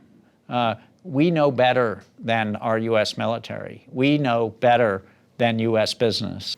Does the American position make any sense to you? It honestly does not. The opposition was not on national security reasons or on business reasons. It, to me, seemed just a reflexive ideological opposition to joining the treaty. Since 2012, while repeated attempts to ratify the treaty have failed, China has made deep-sea mining a national priority. It already has a near monopoly of the critical minerals on land. Now it's set to lock up the bounty on the seafloor. Ambassador John Negroponte, a former director of national intelligence in the Bush administration, told us China's aggressive actions should be setting off alarms. What's changed since 2012? The People's Republic of China and its more assertive behavior on the international scene, particularly in the South China Sea. And then with respect to deep seabed mining, they're eating our lunch. They've got access to 5 sites. Right now we have access to none. John Negroponte is one of a number of senior Republicans urging the Senate to reconsider and ratify the treaty. If it doesn't, the U.S. can't get a license from the UN-backed International Seabed Authority to mine the ocean bottom. It won't have a say in drafting environmental rules for mining the deep. Absent the U.S., China is the heavyweight in the room. So does it seem to you that we're just sort of giving this resource to the Chinese without any pushback from us? We are conceding. If we're not at the table and we're not members of the Seabed Authority, we're not going to have a voice in writing the environmental guidelines for deep seabed mining. Well, who would you prefer to see writing those guidelines? The People's Republic of China or the United States of America? It just doesn't make sense to a conservative to say, these minerals that are in the deep seabed are so important to the United States, we are done without those. Let's put an international bureaucracy in charge of getting us access to them. Stephen Groves is a senior policy analyst at the Heritage Foundation. He was a special counsel in Donald Trump's White House. In 2012, Groves testified that the U.S. didn't need anyone's permission to mine the seabed. His views haven't changed. And what businessman in their right mind said, I'm going to invest tens of billions of dollars into a company that I will then have to go and ask permission from an international organization to engage in deep seabed mining. But no general counsel, no board of a company, if faced with a clear right under a treaty that says you can go and do this, or taking an action that's flatly contrary to the treaty, of course, the companies are going to say, I want to take the clearly lawful route before I invest billions of dollars. Lawyer John Bellinger told us U.S. companies interested in mining the seabed want the legal guarantees of the treaty. But even as other countries move ahead, Stephen Groves insists American companies are staying away not because the U.S. hasn't ratified a treaty, but because deep-sea mining isn't viable. If China wants to go and think that it's economically feasible to drag those nodules up to the surface and process them, let them do it. The United States has decided to stay out of the game. The one U.S. company that had rights to the deep seabed got out of the game. That's Lockheed Martin. U.S. companies will tell you it's because there's uncertainty. What U.S. companies? Lockheed. Lockheed is out of the game. Lockheed will tell you that their investors, their counsel, all say, if we don't have this treaty, we're not getting into this. They're already out of it. They quit. Because we are not supporting them in any way. That's a business decision they made. Lockheed Martin has not quit. The defense giant had rights to 4 Pacific seabed sites. It sold 2 and is holding on to 2 in case the treaty passes. But Lockheed told us if the U.S. doesn't ratify the treaty, it can't dive in. Ambassador John Negroponte told us the Heritage Foundation is standing in the way. What Heritage is saying is we don't even want to give them a chance. We know the answer already. And I think that's sort of hypothetical thinking. The pragmatic approach would be to say, okay, let us have access and see what happens. And we could end up being even more dependent than we are today on China for access to these minerals?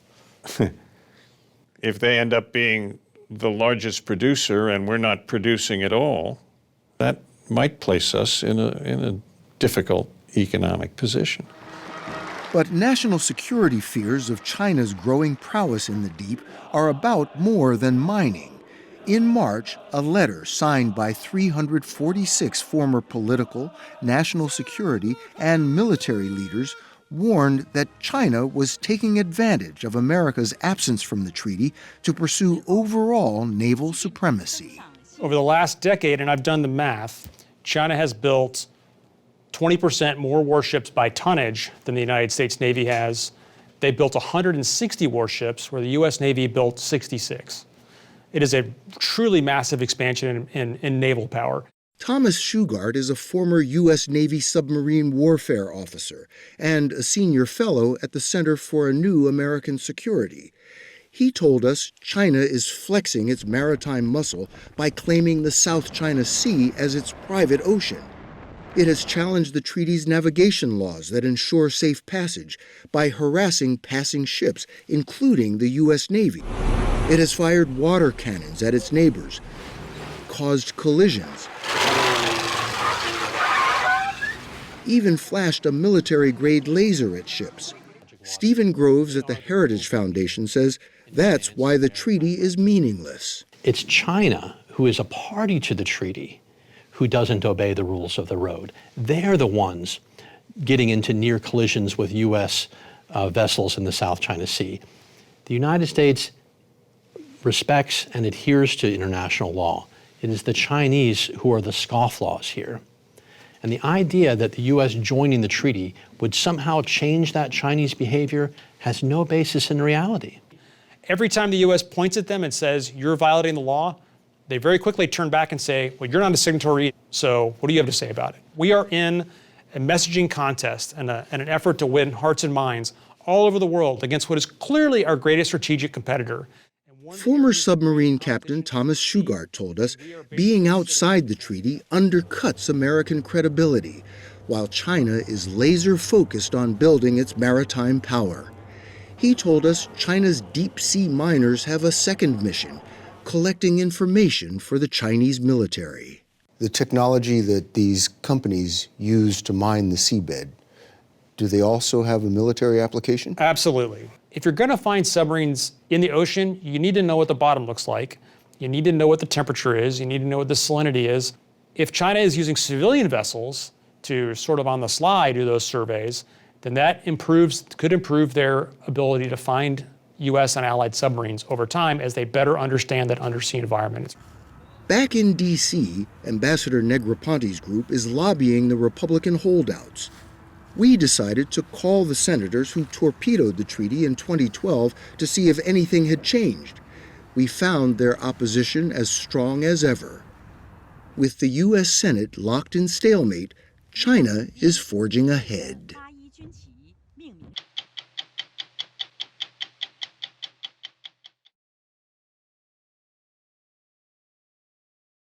Many of us think of seaweed as a nuisance, the slimy, sometimes smelly stuff that clogs fishermen's nets, gets tangled in our ankles in the ocean, and washes up unwanted on the beach.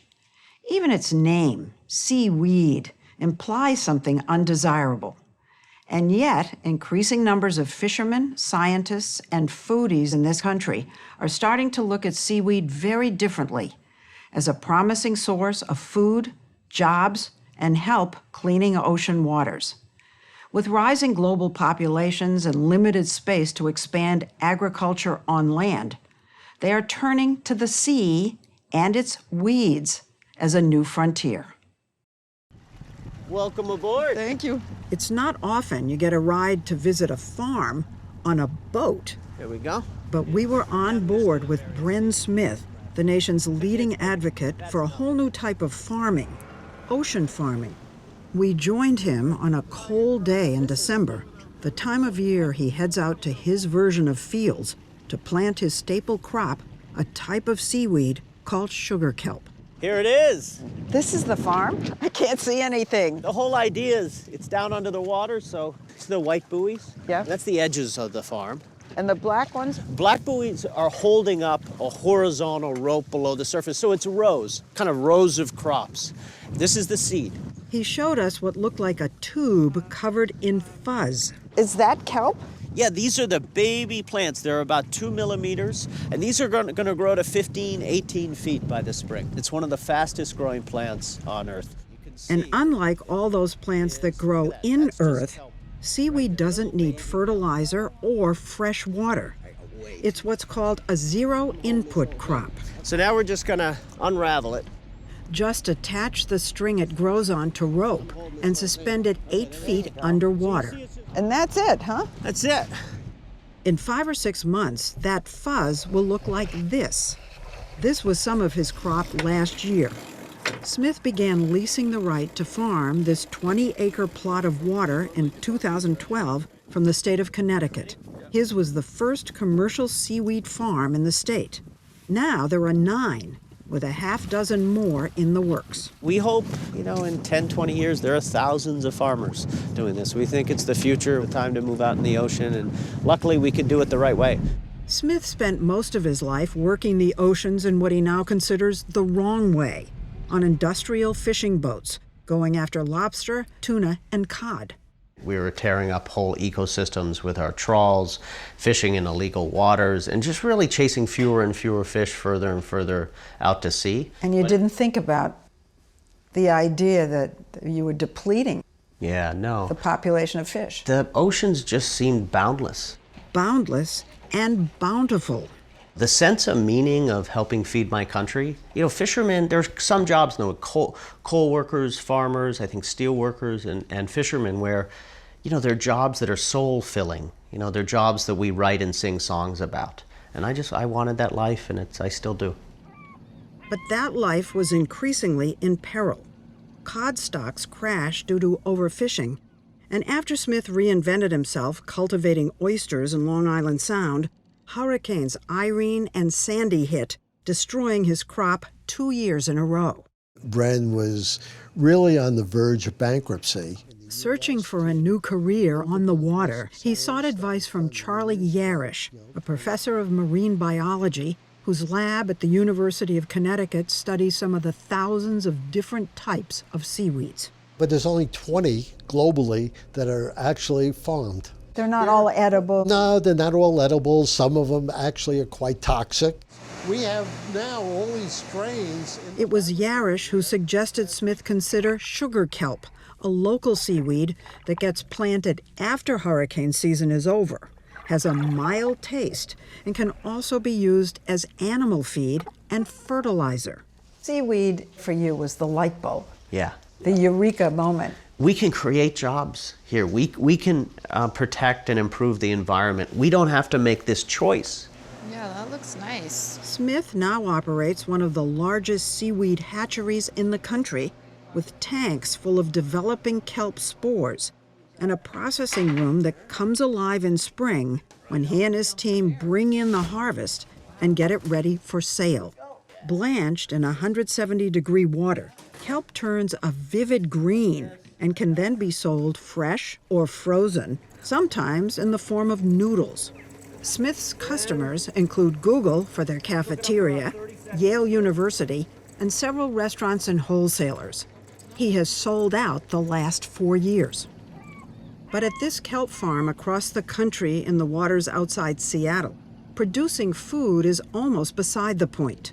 This is a test farm where Betsy Peabody of the Puget Sound Restoration Fund and a team of scientists are doing an experiment to see whether seaweed can help fight the growing problem of ocean acidification, caused mainly by increasing carbon dioxide levels in the seas. Roughly 25% of CO2 in the atmosphere is being absorbed into oceans. And that is what we're getting from fossil fuels? From both carbon emissions, from deforestation. And I think initially people thought, well, thank goodness the oceans are taking up some of that carbon dioxide. But then scientists started to document that in fact, when that carbon dioxide goes into the ocean, it causes chemical changes. Changes like increasing the water's acidity, as documented in the U.S. government's 2017 Climate Science Special Report.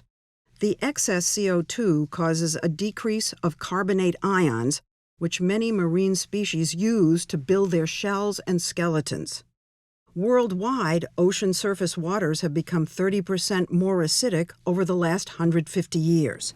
And in the Pacific Northwest, the problem is compounded by currents that bring more carbon-rich waters to the surface. And that's where seaweed comes in. Kelp take up carbon dioxide like any plant does, and it just so happens it lives in the water. There are winners and losers in ocean acidification. Organisms that produce carbonate shells, like shellfish, they're a loser. They can't handle the lower pH. They can't deposit as much calcium in their shells. On the other hand, when seaweeds like kelp, they actually pick up that carbon dioxide because now it's easier for them to do photosynthesis. Imagine trees on land pulling CO2 out of the atmosphere. Well, seaweeds and kelp are really good at pulling CO2 out of the water. So basically what you're doing is the equivalent of planting trees in the ocean. Exactly. And then testing to see how much of a difference it makes. We've got scientific mooring buoys anchored at both sides. The yellow. The yellow buoys. They're measuring how water changes as it flows through the kelp field and seeing if baby shellfish grown with the kelp do better at building their shells. Results won't be in for more than a year, and Bren Smith is eager to see them. He's been growing shellfish on his kelp farm too, but not, he admits, because of the science. He says it's good business. Yeah, you can just hold it there. Yeah? In November, he and his team loaded thousands of baby mussels into netting that look like massive sausages, and then suspended them from ropes that hang down below the kelp. He calls it 3D ocean farming. Why 3D? We call it that because we're using the entire water column. And if you can stack crops on top of each other, it's just really efficient. You don't use large, plots of ocean, but you get so much food. So you've got your seaweed. Yep, you've got the kelp here, and then we have the mussels. Underwater, each row looks something like this. Off those same lines, we have scallops. And then below the whole system, we have cages with oysters in them.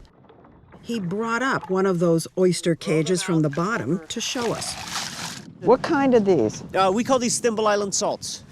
Let's haul some mussels. And he hauled up a mussel line so we could see their progress too. They're in bunches. These are about mid-size, so they'll double in size. We'll harvest these just about the same time we harvest our kelp. So this is going to be a big harvest. So are you a fisherman or are you a farmer? I'm a farmer now. Whether I like it or not, I'm an ocean farmer. I talk to fishermen about this. I say, listen, we have to make this transition. That heartbreaking move from being a hunter to a farmer. But what else are the pieces of what it is sort of to be a fisherman? It's to own your own boat, succeed and fail on your own terms, and have the pride of feeding our country. We get to keep those things. He's so convinced he's launched a nonprofit called Green Wave to encourage others to follow his lead. How we doing? Husband and wife Jay Douglas and Susie Flores are among his seaweed farming disciples. A former Marine who served in Afghanistan and Iraq, Douglas learned the ropes, literally, on Smith's farm last spring. Spent a year getting a permit for his own plot of ocean in Connecticut and built 36 anchors from scratch. The day he and Flores went out to plant their first crop, Smith was along for guidance. I want to set this at an angle downwards. His nonprofit provides free seed and guarantees to buy 80% of their harvest for the first 2 years.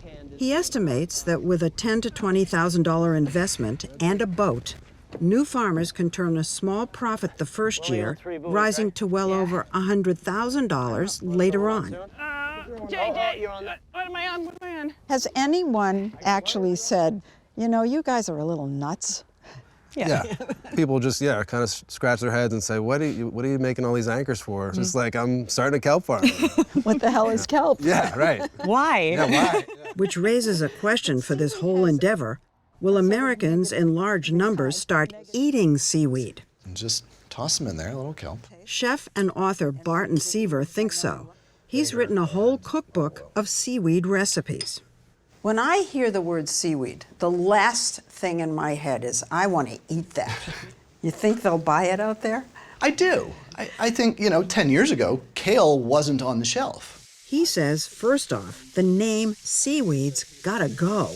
He prefers sea greens. So is this one of the dishes you created? This is an Italian dish that typically uses spinach. He suggests integrating seaweed, sea greens, into things we already know and like. Are you nervous that I might not like it? In front of all of America? No, not at all. No.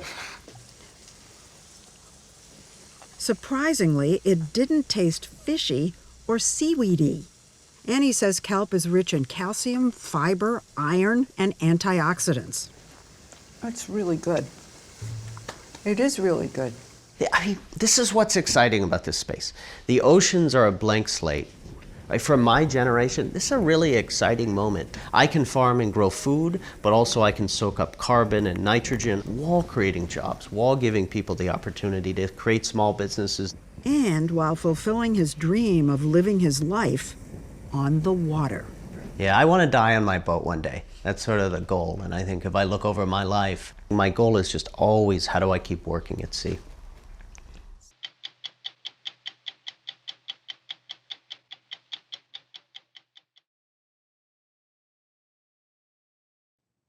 As Hurricane Fiona left a swath of destruction across the Caribbean and North Atlantic this past week, it was a reminder of the devastating power of coastal storms. Scientists are predicting more intense weather because of climate change, but they're also warning that one of the best existing sources of protection from waves and floods is dying off. By serving as natural buffers, coral reefs prevent billions of dollars in damage to the U.S. each year, according to the U.S. Geological Survey. The state of Florida, which has been hit by 18 hurricanes over the last 40 years, has one of the largest barrier reefs in the world, but nearly 90% of the living coral in the Florida Keys has disappeared during that time. The situation's so serious that marine biologists have stepped up their efforts to find innovative ways to try to rescue the reefs. And that's what our story tonight is about. It involves strange underwater farms, the U.S. Department of Defense, and more than we ever thought we'd need to know about the sex lives of coral. We left Miami behind us and headed 2 miles off the coast with marine biologists Andrew Baker and Diego Lerman. They're old friends and colleagues, professors at the University of Miami, who've seen firsthand how the reefs have changed. The whole of the Caribbean is seeing a lot of coral loss and die-off as a result of climate change, but also water quality and pollution. But Florida Keys probably leads the way in terms of the sheer amount of coral that's been lost. And that's why, in this spot in the ocean, the University of Miami has built something you'd normally visit on land to buy a tree or a rose bush. A nursery. This is our coral nursery. This is where we, just like you do on land, you grow your corals, you prune them, and then you put them somewhere else on a natural reef. Andrew, you good? All right, don't forget to close your ambient breathing valve. The water was murky and the current strong as we went to take a look. A nurse shark checked us out but quickly lost interest. Corals are often confused with rocks or plants, but they're actually colonies of tiny animals called polyps, whose calcium carbonate skeletons build the reefs and protect the shores. After a short swim, we came upon an area with 40 of these tree-like structures. What are we looking at? Hanging from them like Christmas ornaments are pieces of living coral that have been pruned from healthy colonies all over Florida. They're positioned close to the surface so they get lots of sunlight and nutrients, and occasionally cleaned of macroalgae that can damage them. Andrew Baker explained. And the great advantage of these nurseries is they allow us to grow lots of coral tissue very quickly. They grow faster in these trees than they do on the reef. Many of the corals growing here are important and threatened Florida species, like staghorn and elkhorn. Every diver knows you're not supposed to touch coral, so it was odd to be handed a clipper and told to start cutting off pieces. We brought the staghorn coral I cut to an area nearby called Rainbow Reef that Professor Lerman and his team began replanting 2.5 years ago. He showed me how to use a special kind of cement to attach the newly cut pieces to the reef. With the current, it's a lot harder than it sounds. But even more difficult is making sure these corals don't get killed off by the same forces that destroyed their predecessors: water pollution, disease, and a phenomenon called bleaching, in which coral can lose their color and die because of rising ocean temperatures caused by climate change. We need to make sure that the corals that we put out are not just going to be the next set of victims for the next bleaching episode or the next stressor that comes along. In a sense, it sounds like you're trying to accelerate the process of natural selection.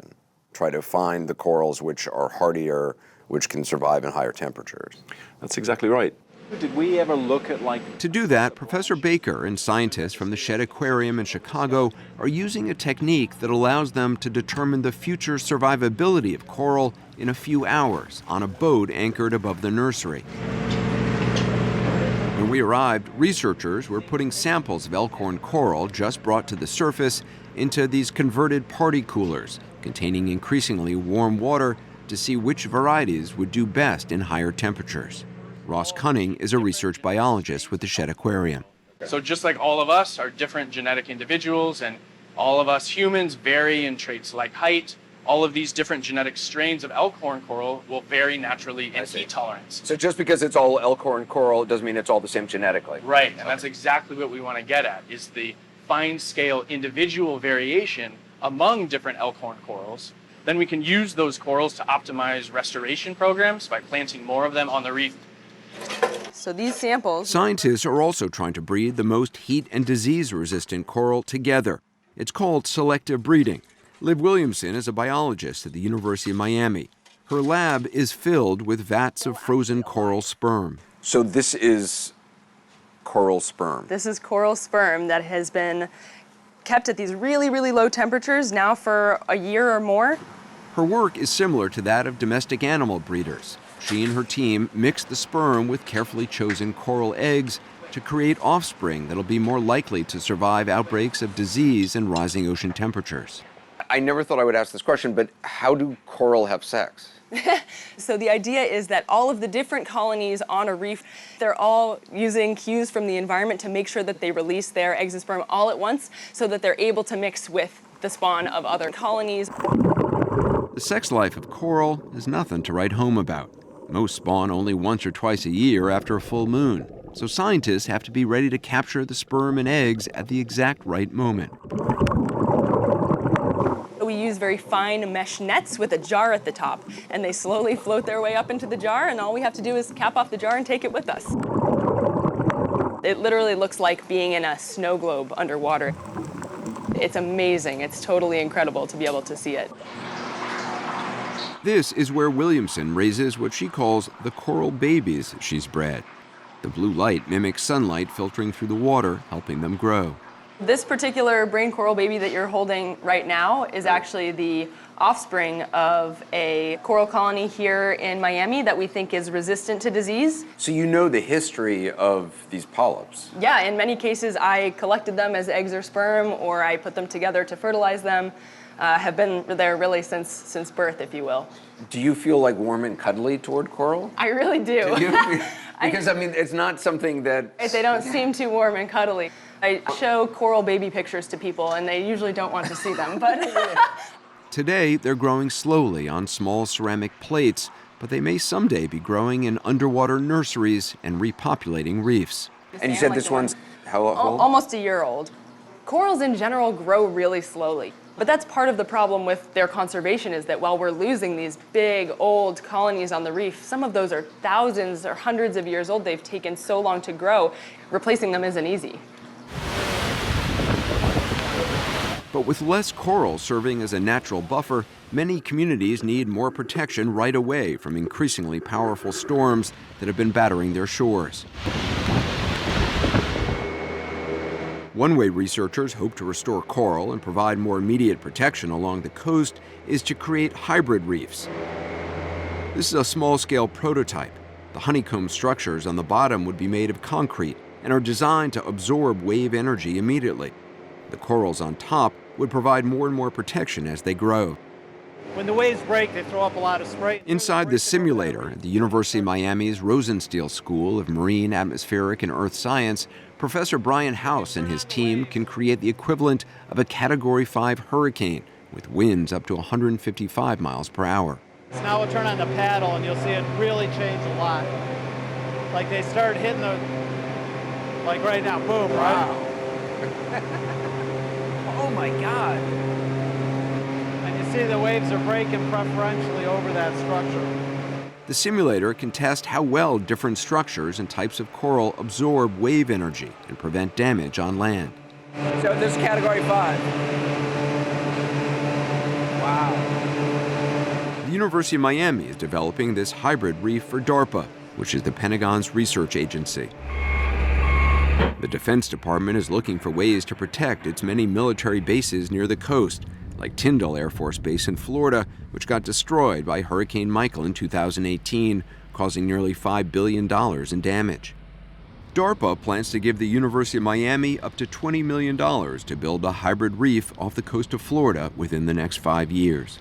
What role does coral play in that as opposed to just a man-made honeycomb structure? Depending on the types of waves and things, you can have anywhere as high as 60% of additional dissipation of wave energy by having corals on top of the structure. They add friction to the surface. I mean, this isn't just a man-made structure that is static. Because of the coral, it would actually expand, it would continue to grow. That's one of the real exciting things about this. It's essentially self-healing. And if it gets impacted by a storm, it can grow back. Professors Baker and Lerman will provide the coral on DARPA's hybrid reef with specific goals in mind. They have very ambitious goals for you. They do, and I think that reflects the scale of the problem, to be honest. We know that, for example, coral reefs are going to be facing increasing warming temperatures. So here's a project that's asking us to try to achieve what corals are going to face in 20 to 30 years within just a 5-year time frame, and then actually go well beyond that. So they're saying within 5 years that they want you to be able to find coral that can resist a 2 degrees centigrade rise in temperatures in the ocean? That's right. 2 or even 3 degrees centigrade warmer temperatures. Were you surprised that DARPA was interested in your work? We were surprised in the sense that it was the Department of Defense that was the first agency to come forward and say, hey, you guys, as a community, why don't you think big? DARPA also recently awarded contracts to Rutgers University to create a hybrid reef that'll use oysters rather than coral, and to the University of Hawaii, which is developing a different configuration of coral and other materials. And DARPA is not the only government agency taking action. The National Oceanic and Atmospheric Administration is using nursery-grown coral to restore 7 iconic reefs in the Florida Keys National Marine Sanctuary. Push the other coral in. There are many potential obstacles to restoring coral reefs, as Diego Lerman and his team learned after Hurricane Irma hit Florida in 2017. It was a major setback. We lost 90% of all of the corals that we had been growing for a decade. Wow. It was a huge loss. But we also rebuilt very quickly. There's not much anyone can do about a major hurricane, but perhaps the biggest criticism of restoring reefs or creating hybrid ones is that it's not possible to do this on the scale that's needed. Thank you. You got it, man. There are some people who think this is like spitting into the ocean, that this is not going to be enough to counteract climate change. We get that all the time. But if we don't address this challenge in terms of maintaining coral resilience in the meantime, while we deal with some of these larger societal problems, we won't have any coral reefs left by the time we get this other problem under control. Without a meaningful reduction of carbon gases to address climate change, will you be able to rescue the reefs? Absolutely not. The mantra is we are buying time. The Intergovernmental Panel on Climate Change predicts that with a 2 degrees Celsius increase in warming, 99% of the world's coral reefs could be irreversibly lost in the next 30 years. I mean, that's a pretty dire assessment. That's right. So coral reefs are on their way to becoming probably the first global ecosystem that we'll lose as a result of climate change. So, we have no time to lose.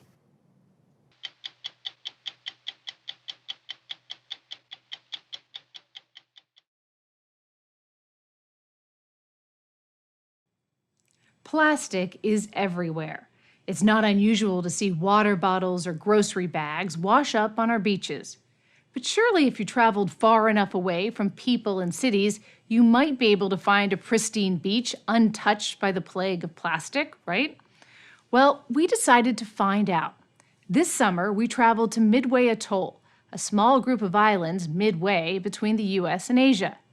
It's an American territory best known as the site of one of the most important battles of World War II. Today, the islands are closed to the public and home to a host of exotic animals, including a charismatic seabird called the Laysan albatross. It's not easy to get to Midway. Visiting involves a long permitting process and a chartered plane from Honolulu to the middle of the ocean. We're almost midway to Midway right now from Oahu. After 3 hours, tiny slivers of light appear, a postage stamp in the vast Pacific. As soon as we landed, it felt like we'd tumbled down the rabbit hole into a curious wonderland. There are so many birds on the atoll, we could only get here after dark, once they'd settled down for the night. As we made our way inland, the albatross chicks were oblivious to our caravan.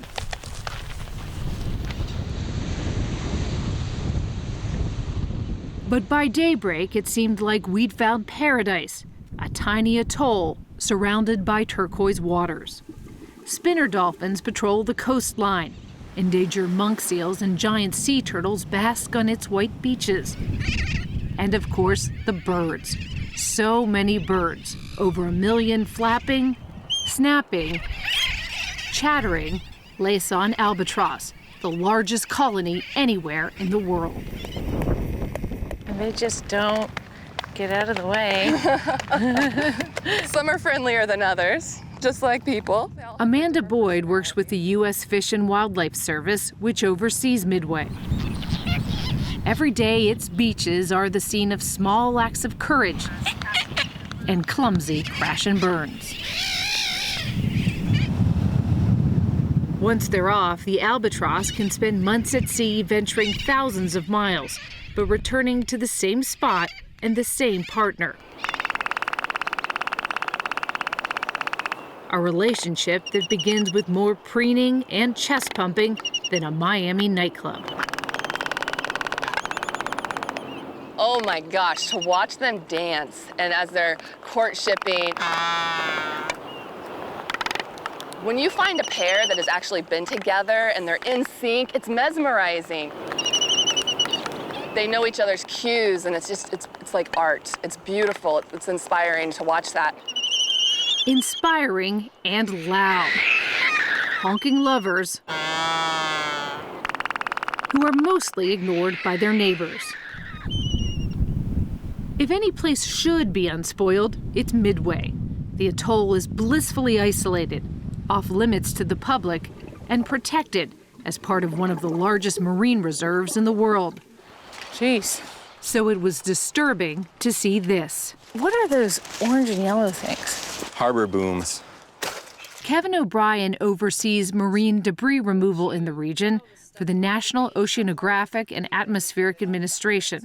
Hundreds of tons of plastic have been retrieved from Midway in the last 2 decades. He showed us this year's pile, a veritable department store of discarded debris. Here, an intact CRTV screen. A whole screen. Yeah. Oh, look at this. So you've got enough things you can sort it, I guess. Yeah. Toothbrushes.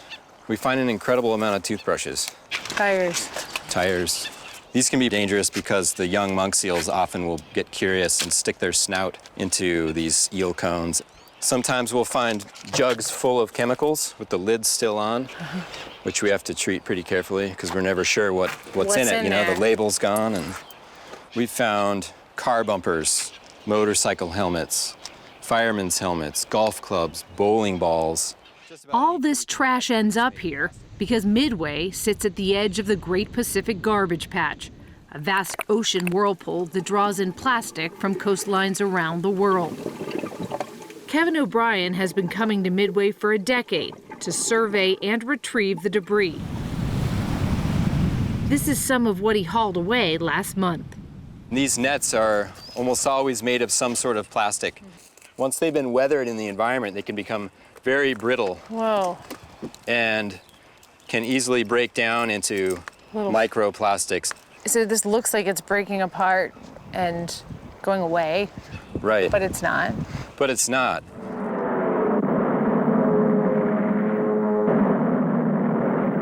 Long before plastics invaded Midway, U.S. forces repelled a Japanese assault in the Second World War. The Japanese had hoped to use the islands as a bridge to the mainland. The American victory there in 1942 was a turning point. Today, there's a monument to the Americans who died in the Battle of Midway. And if you tour the islands, you find relics everywhere. Decaying artillery, derelict hangars, and beneath the water, the rusting skeletons of old warships, and of course, evidence of the new battle underway here. We've been cleaning it up for years. And it keeps coming. And it keeps coming. On a walk along one of the beaches, we found a shoreline strewn with bottles and buoys, crates and canisters. Is this a problem that's unique to these islands? It's really not. There are beaches like this all over the world. What is unique about Midway is that none of this plastic you see on the beaches here originates here. It's a problem that doesn't know borders. I think a lot of people see this on their beaches, and it kind of looks like sea glass at first.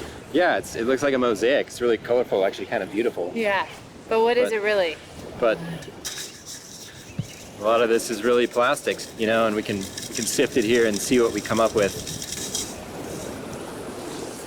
Little pieces of. Sure. This is a bottle cap, you can see. And what's the harm with this? Are fish eating this? Yeah, and the smaller the piece of plastic, and the smaller the animal that can consume it.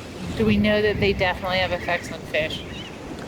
We don't know that for certain. These plastics become a magnet, essentially, for toxic chemicals that are found in the environment. PCBs, pesticides, fire retardant chemicals. And so the longer a piece of plastic stays in the environment, the more toxic it becomes. Studies have found these microplastics in everything from supermarket seafood to drinking water. But scientists don't yet know what all that means for our health. When an adult comes in, they'll make a couple of noises saying, "Hey, I'm back." But the effects on birds are easier to see. Kelly Goodale, a U.S. fish and wildlife biologist, took us on a ride around Midway to show us the impact all this plastic is having on them. So the adults have been coming back every few days to a couple of weeks to feed them. What's happening right now? It's regurgitating up more food. Dinner time here might make you lose your appetite. Whoa! Did you see that squid? Yeah. That was a whole squid. Yeah. Well, that ought to keep you happy for a while. For all the fish and squid they catch, the albatross bring back plastic too, from that Great Pacific Garbage Patch. So that could also be Goodale showed us their nesting grounds. So here we do have a chick that did die, and as you can see, if you want to take a look at it. Oh my goodness. Oh, jeez. In here, you see there's so many pieces of plastic. Oh, You have a plastic bag. And they eat the plastic bags. Why? You know, these can look like food sources. It could look like a squid to them. Yeah. So they think this is food? They do think it's food. And, you know, flying fish, they can lay eggs on floating debris. Mm-hmm. And so they will absolutely lay eggs on pieces of floating plastic. So if the adults are out there foraging, they pick up those eggs as well as pieces of plastic in there. So it's the serving dish for the egg. Yes. And of the birds that you end up looking at, dissecting, what percentage of them have plastics in them? Every single bird has plastic in it. Every bird? Yes. U.S. Fish and Wildlife scientists estimate the birds carry 5 tons of plastic back to Midway in their stomach every year. Some of it, Kelly Goodale collects and catalogs. A comb. This one is probably one of the most disturbing ones. This was... Oh my goodness. You have bottle caps in here. This looks like trash from a drugstore. It pretty much is. Okay, all of this was inside one bird. Yes. Parts of this atoll can look like the site of a disaster. And while Goodale says it's impossible to pinpoint the cause of death in every case, there's no question plastic can be fatal to these birds, either by filling up their stomachs and leaving little room for food, or by tearing up their insides. As these photos from Fish and Wildlife show, that plastic, which scientists say can take hundreds of years to decompose, is often the only thing left after the birds have gone. Everyone, no matter where you live, has a role in this problem. Even someone in South Dakota, for instance, who has a river near their home and doesn't dispose of their plastic bottle appropriately might be contributing to this problem. All the way out here. All waterways lead to the ocean, and once this stuff gets into the ocean currents can take it anywhere. Anywhere and everywhere. It's hard to find a place not plagued by plastic. Just then, we got a reminder of what else is at stake as an endangered monk seal paddled by. What's this guy doing, you think? Is he coming in to eat? He's coming in, he's checking it out. These are the locals. And whether or not you care about all these incredible species that live up here in this very remote place, it doesn't necessarily matter because there are so many other things that rely on the ocean. People rely on the ocean for their livelihood, fishermen. People rely on the ocean for recreation, tourism. And right here, we have an indicator of the health of our ocean. You say this is an indicator. What does it tell you? It tells us that the scale of the problem is massive and it's global.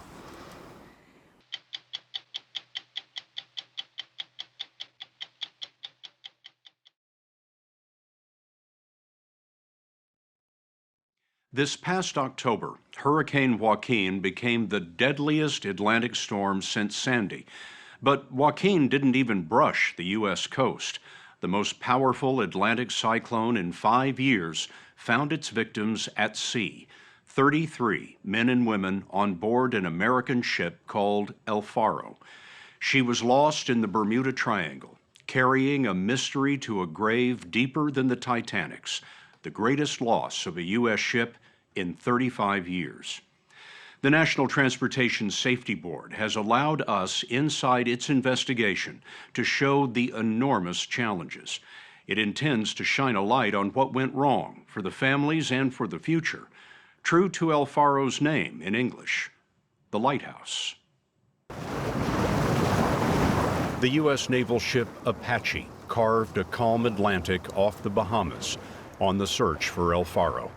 She carried sophisticated diving technology under the command of Captain Greg Bauman, the Navy's supervisor of salvage and diving. Unfortunately, in a lot of the things that we do, it does involve a tragedy like this, and it's just absolutely gut-wrenching. But at the end of the day, what it is that you really want to do is bring answers back, help bring closure to the families. But answers were obscured by extreme depth and only a rough idea of where to look. This is the most difficult and complex investigation I've ever worked on in my 17 years with the National Transportation Safety Board. And this is called the machinery space. Tom Rothroffy is the lead investigator. All he had was the ship's last position, an oil slick, and a little debris at the surface. What's your level of confidence that at the end of all of this, you're going to know exactly why this ship sank? We've experienced this sort of challenges before on other investigations, and we're hopeful that we'll be able to determine the cause of the sinking. This is El Faro, a typical medium-sized cargo ship, nearly 800 feet long.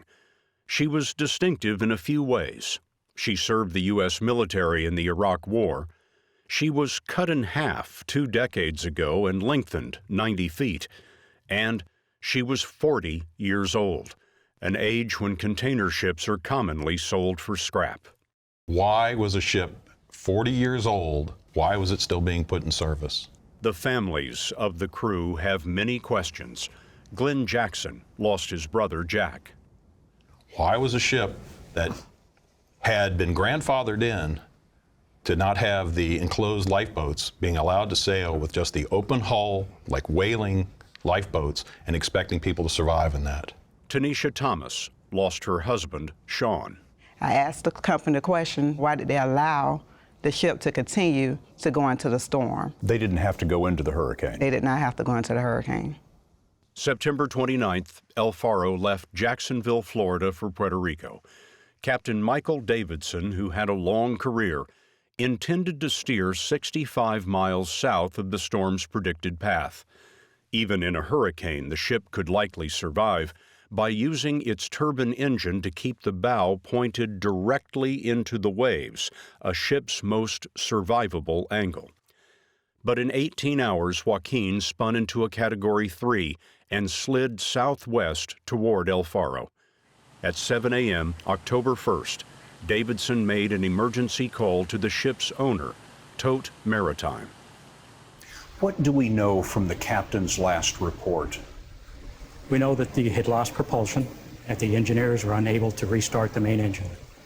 We know that the vessel was listing about 15 degrees, and that one of the hatches had popped or had come open. He was taking on water.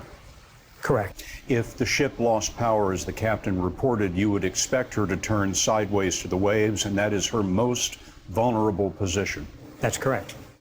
The ship was approximately here, miles from the eye of the storm. The forecast predicted gusts of 150 miles an hour and seas of 30 feet. 3 weeks later, Apache arrived in a search area of 198 square miles. Chief sonar operator Charles Kapika towed a side-scan sonar for 5 days when he spotted something you don't see in nature, a right angle. There's very right angles, straight with the shadow. At this point, I'm calling over saying, I think there's something coming out you want to see. As the sonar scan slowly unfurled, the sound waves reflected the shape of a ship about 800 feet long. So at that point, we talked with the NTSB and said, we believe we have found it. But before we gave full confirmation, we then put our curve in the water and then did a survey of the hull with moving and still photography. The cable-controlled underwater recovery vehicle can reach 20,000 feet. And these are the cameras. Correct. So here's a pan and tilt camera. You got some lights right here. There is zero light at 15,000 feet. Correct. Total, utter darkness. So any light you have to bring with you. Absolutely. Apache dropped curve 15,500 feet, nearly 3 miles. In the abyss, the temperature is about 33 degrees, the pressure more than 3 tons per square inch. Flurries of tiny marine life drift by, but fish are rare in the impenetrable darkness. This is where El Faro came to rest, upright, hull largely intact, her name mangled on the stern. Her depth markings reported that this, the bow, had sunk 15 feet into the mud. Her autopsy revealed a body that had been savagely beaten. Steel crushed, equipment collapsed. There was no sign of the 33 crew members. Equipment and cargo litter the seabed. That's a microwave oven. And on the right, that's a printer. Here is the top of a car with a sunroof, part of the cargo. What do we see there? That is a liquid storage container, and you can see that it's kind of compressed, imploded by the pressure of the sea. Of its 400 cargo containers, only 2 remain on deck. And toward the stern, in the structure called the house where the crew lived and worked, Curve discovered the most chilling evidence of the power of an unforgiving sea. Now, at the top of that white line there is the most surprising part of our video survey is there's nothing above there. What should be there? There should be 2 decks above that, the lower navigation bridge deck and the bridge deck. The 2 top decks had sheared off, including the bridge, where Captain Davidson would have been fighting the storm. They were nowhere near the ship. Also missing, the voyage data recorder, like a so-called black box on an airplane. It had been bolted to the top of the bridge and was the one piece Tom Rothroffy wanted most. Because it would have told us what the crew was experiencing at the time, in the minutes before the vessel sank, what they observed, the extent of the flooding, how they were responding, essentially the events leading up to the actual catastrophe. I'm curious, when you first saw the video of the ship, what did you think? We were looking, of course, for the bridge and the voyage data recorder, and we got up to that level, and to see just openness is extremely moving and difficult to. It was a very big surprise to us to see that. Moving in what way? Just to see the violence of the sea and the winds that would have had to occur to cause that kind of.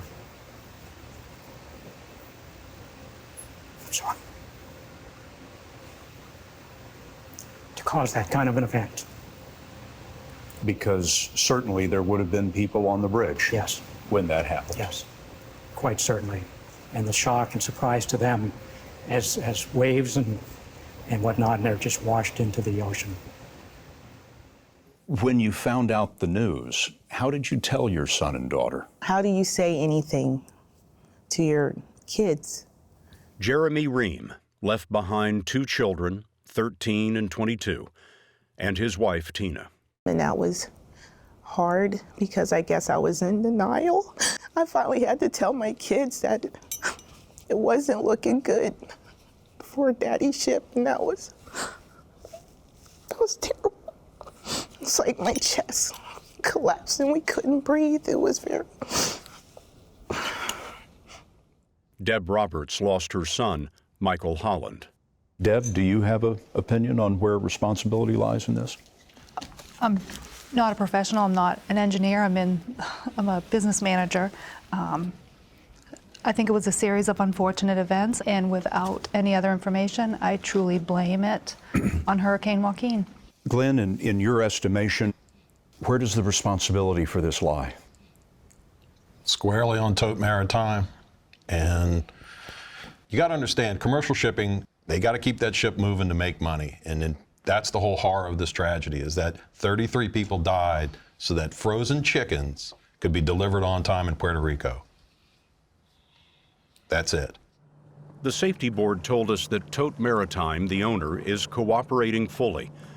Tote declined to talk with us, other than to say it created a fund for the families and that El Faro was regularly maintained. The ship had passed 2 inspections in the months before the accident. A week after we left, Apache located those 2 bridge decks about half a mile from the ship. The windows were blown out. The voyage data recorder was not there. But based on the captain's last message, investigator Tom Rothroffy has a lead on the loss of propulsion. I believe we have an understanding that it was actually the main turbine, the steam turbine, that was lost. One theory is, in violent seas, the propeller might have been thrust out of the water, causing it to spin too fast and shut down the turbine. The captain sailed into this hurricane. We know that much, but what we don't know is why. So we're looking at the oversight, the direction, the advice provided by the operating company, Tote. to see what information was available to him.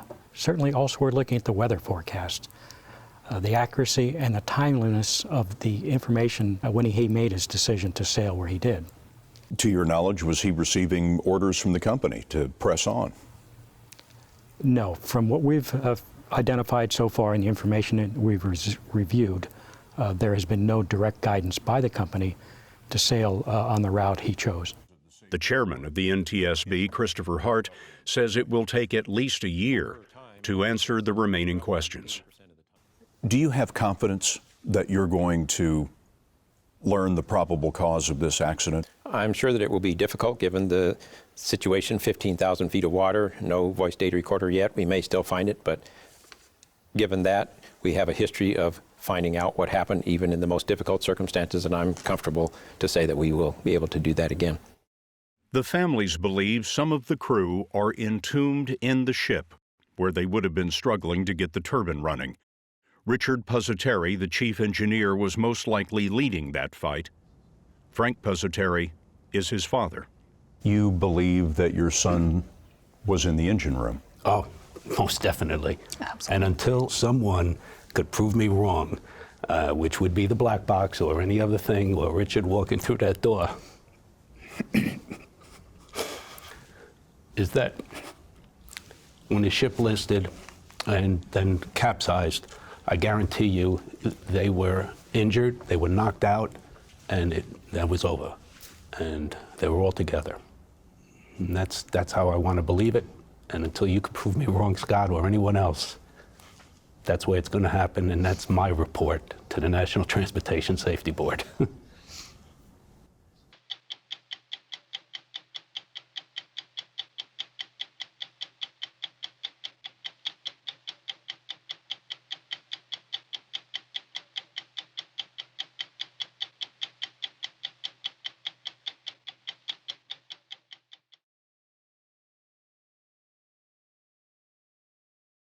"33 men and women were killed when the American ship El Faro vanished in the Bermuda Triangle. In Spanish, El Faro means the lighthouse, but when she sank in 2015, no beacon led to her resting place. The families of the crew were desperate for answers. Why did the captain sail into a hurricane? Why couldn't the ship survive? Getting to the bottom of a mystery lying deeper than the Titanic was up to the National Transportation Safety Board. Last year, we showed you the hunt for El Faro. Now, investigators have a wealth of new evidence because they have heard the voices of the lost. Exploring the mystery off the Bahamas took 10 months of patience, millions of dollars, and technology able to reach 3 miles into a world of total darkness. We were aboard the U.S. Navy's Apache that discovered the wreck in October 2015, 30 days after El Faro went down. The ship was found upright, but from the mangled name on her stern to her bow, all 791 feet revealed the wounds of a savage beating. She had collided with a hurricane named Joaquin. This is Captain Michael Davidson's last report. I have a marine emergency, and we had a hull breach. A scuttle blew open during a storm. We have water down in 3 holes with a heavy lift. We've lost the main propulsion unit. The engineers cannot get it going. Captain Davidson was a 30-year veteran of the sea, married with 2 daughters. His crew included third mate Jeremy Ream on the far right, married with a son and a daughter. Danielle Randolph, the second mate, had dreamed of the sea since she was a little girl. And the chief engineer, Richard Puzzateri, had a wife and a baby girl. This accident was unique in the fact that we didn't have any survivors to interview that would enlighten us to the events and the situation that took place aboard the vessel as they approached the storm. You were missing a lot of pieces from the jigsaw puzzle. Absolutely. The key piece of the puzzle had been denied Brian Young, the safety board's lead investigator. This was El Faro's voyage data recorder, like the voice recorders on airliners.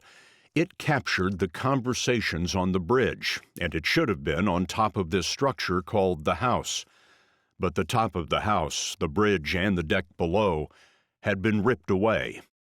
They were eventually found half a mile from the wreck, but still there was no sign of the voyage data recorder, also called a VDR. The search vessel Apache ran out of time. The big challenge was locating the VDR, which was only about a foot by 8 inches. Safety Board investigator Eric Stolzenberg returned 6 months later in April of last year with the research vessel Atlantis. Sonar found 150 targets, and they began to visit each one. So in a way, you're stumbling in the dark, and even though something should be right in front of you, it isn't. It can be 10 more meters off to the left or the right. It's like crawling on your hands and knees with a flashlight. That's a good description, yes. After 5 days, their light flashed on a strip of reflective tape on the VDR. 4 months later, special equipment was brought in to grab it. No commercial recorder had ever been recovered this deep, where the pressure is nearly 7,000 pounds per square inch. This capsule was contained inside the larger capsule. Salvaging the clues was up to Jim Ritter's lab at the NTSB in Washington. This is the actual circuit board that contains the memory. This tiny device with these 2 memory chips right here contain the entire 26 hours of information from the voyage data recorder. This card captured the sound from 6 microphones on the bridge. By law, the audio is never released to the public, but investigators produced a 500-page transcript. It was incredibly moving. We listened to the entire VDR from start to finish, and at the end of it, the team was completely silent. Nobody spoke. What was it on the tape that moved you so much? We knew when that recording was going to end, and we knew what a tragic ending it was going to be. Whereas I know the crew did not know that. And that was very difficult for us to watch that clock count down to the end of the recording. You were listening to the voices of the lost, and you knew it. Yes, yes. And that was really tough to listen to. The recording begins the day before the disaster.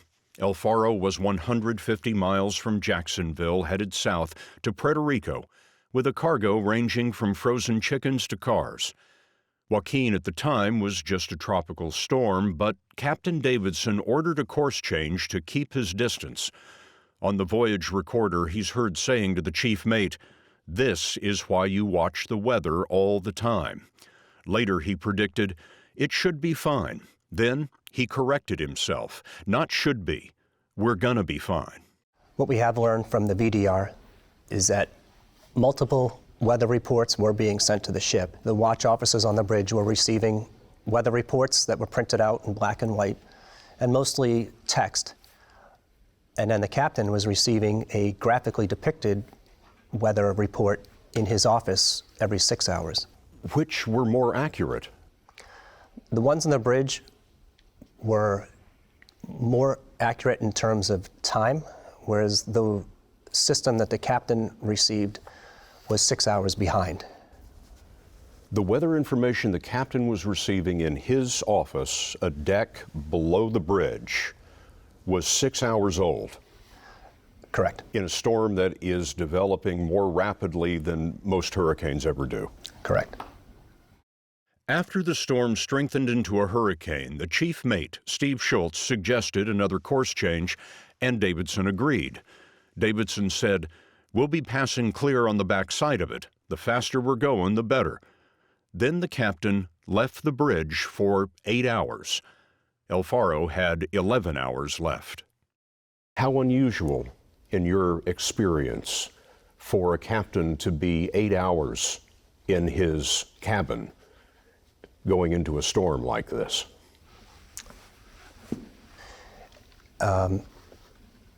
It's a difficult question to answer. This captain on this accident was convinced that they were on the better side of the storm ready and that they were going to beat the storm.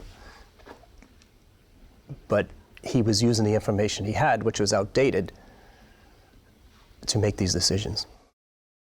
That was critical because the hurricane was getting closer, tracking farther south than forecast.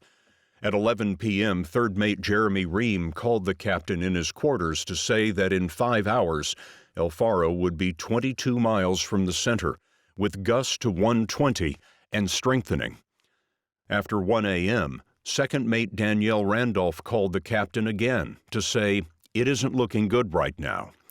Twice, Ream and Randolph suggested this new route shown in green, but Captain Davidson declined. Any idea what he's doing down there? Is he asleep?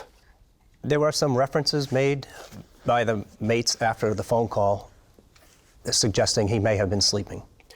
Why didn't the junior officers, sensing danger, just decide to change course on their own if the captain wasn't there? All officers are taught to respect the chain of command, and to change the ship's course without the captain's permission is very drastic. Second mate Randolph sent an email to her mother, Lori Bobolo. She never wanted to worry me, but for her to send me an email during to say, heading straight for it, give my love to everyone, she knew. She knew they were doomed. I'm sorry, but she knew. And when you read that email at that moment? I knew she was gone. I knew that was it. At 4 a.m., after 8 hours below, the captain returned to the bridge, saying he'd been sleeping like a baby. Now the storm was upon them. They had 3 hours left. About the heavy seas, Davidson told the crew, "This is every day in Alaska. This is what it's like." But then Davidson's ship began to fail him. Water was pouring into a cargo hold from an open hatch and a ruptured pipe. El Faro leaned into a 15-degree list. The extreme tilt of the ship caused the engine's lubricating oil to flow away from the pump that was meant to circulate it.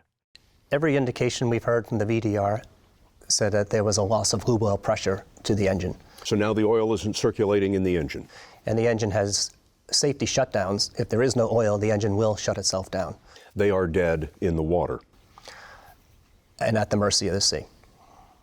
El Faro was battered by waves as high as 30 feet. Captain Davidson ordered Chief Mate Steve Schultz to investigate the flooding in the hold. Richard Puzzateri, the chief engineer, was fighting to restart the engine. In the audio, the crew on the bridge seems calm, deliberate. One makes coffee, and another says, "Give me the Splenda, not the regular sugar." They had 50 minutes left. They weren't able to keep up with the water coming in. The list is getting worse. The engine has failed. They're running out of options. At 7:12 a.m., the captain ordered Second Mate Randolph to send a distress message. Cargo containers crashed overboard. The bow went under. The abandoned ship signal has sounded, and the captain directs everybody to leave the ship. But Davidson would not leave the bridge. A crewman was trapped there. The list was so great that the man couldn't climb up to the exit. Is there panic? We only hear what's on the bridge, but the captain was extremely calm right to the end. The crewman said, "You're going to leave me." "I'm not leaving you," Davidson said. "Let's go." "I can't," said the seaman. "I'm a goner." "No, you're not," Davidson urged. "Let's go." It was not an easy thing to read. Claudia Schultz is the widow of Chief Mate Steve Schultz. I didn't let my kids read. Till this day, they haven't read it. Because it hurts too much? Yes, it's too painful to read their father's last words. Tina Ream is the widow of Jeremy Ream, who had suggested a different course. I felt relief because I was able to read it to know what happened that day, and I read it like I was with him that day, like I was standing there with him reading. So I was relieved. I didn't have to use my imagination anymore. At 7:39 a.m., there was a building rumble. Captain Davidson yelled to his trapped crewmen, "It's time to come this way." And the recording ends. The crew performed heroically, and they didn't just give up. Frank Puzzateri is the father of the chief engineer, Richard Puzzateri. The transcript read like a suspense novel, and you were expecting, or I was expecting, oh, it's going to be a happy ending, But going through it, I knew, what I was reading was going to be the end of the vessel and, and the crew. The safety board's conclusions are expected later this year. Of the 33, not one of the crew was recovered.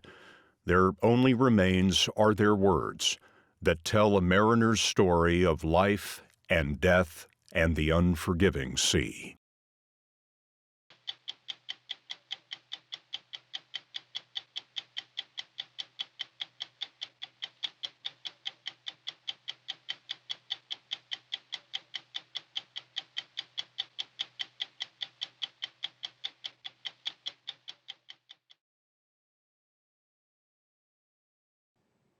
More than 400,000 Americans died fighting in the Second World War. Adding to the heartache of that staggering loss, nearly 1 in 5 of those killed was declared missing in action. To this day, the families of some 73,000 unaccounted for servicemen have lived with the mystery of how they died and have been deprived of the comfort that comes from a burial. At the end of the war, the technology didn't exist to find and identify many of the missing, but today it does. This is the remarkable story of a group of volunteers who spend their own time and money quietly searching for these long-lost servicemen. Remarkable because of what they've discovered in recent years. They're doing it, they say, for the fallen and their families, and focus on Palau, a Pacific island nation that saw some of the fiercest fighting of the war 70 years ago, a place some pilots called a forgotten corner of hell. Fly today over Palau's 586 small islands and miles of barrier reefs, and you'll see no sign of the carnage that once occurred here. But beneath the jungle canopy, you can still find the rusted ruins of Japanese anti-aircraft guns, and in the clear blue water, a graveyard of planes and the men who flew them. As the Second World War raged in the Pacific, the islands of Palau were teeming with Japanese soldiers and under attack by American planes. The skies overhead were filled with Hellcats, Corsairs, Avengers, and B-24 Liberators.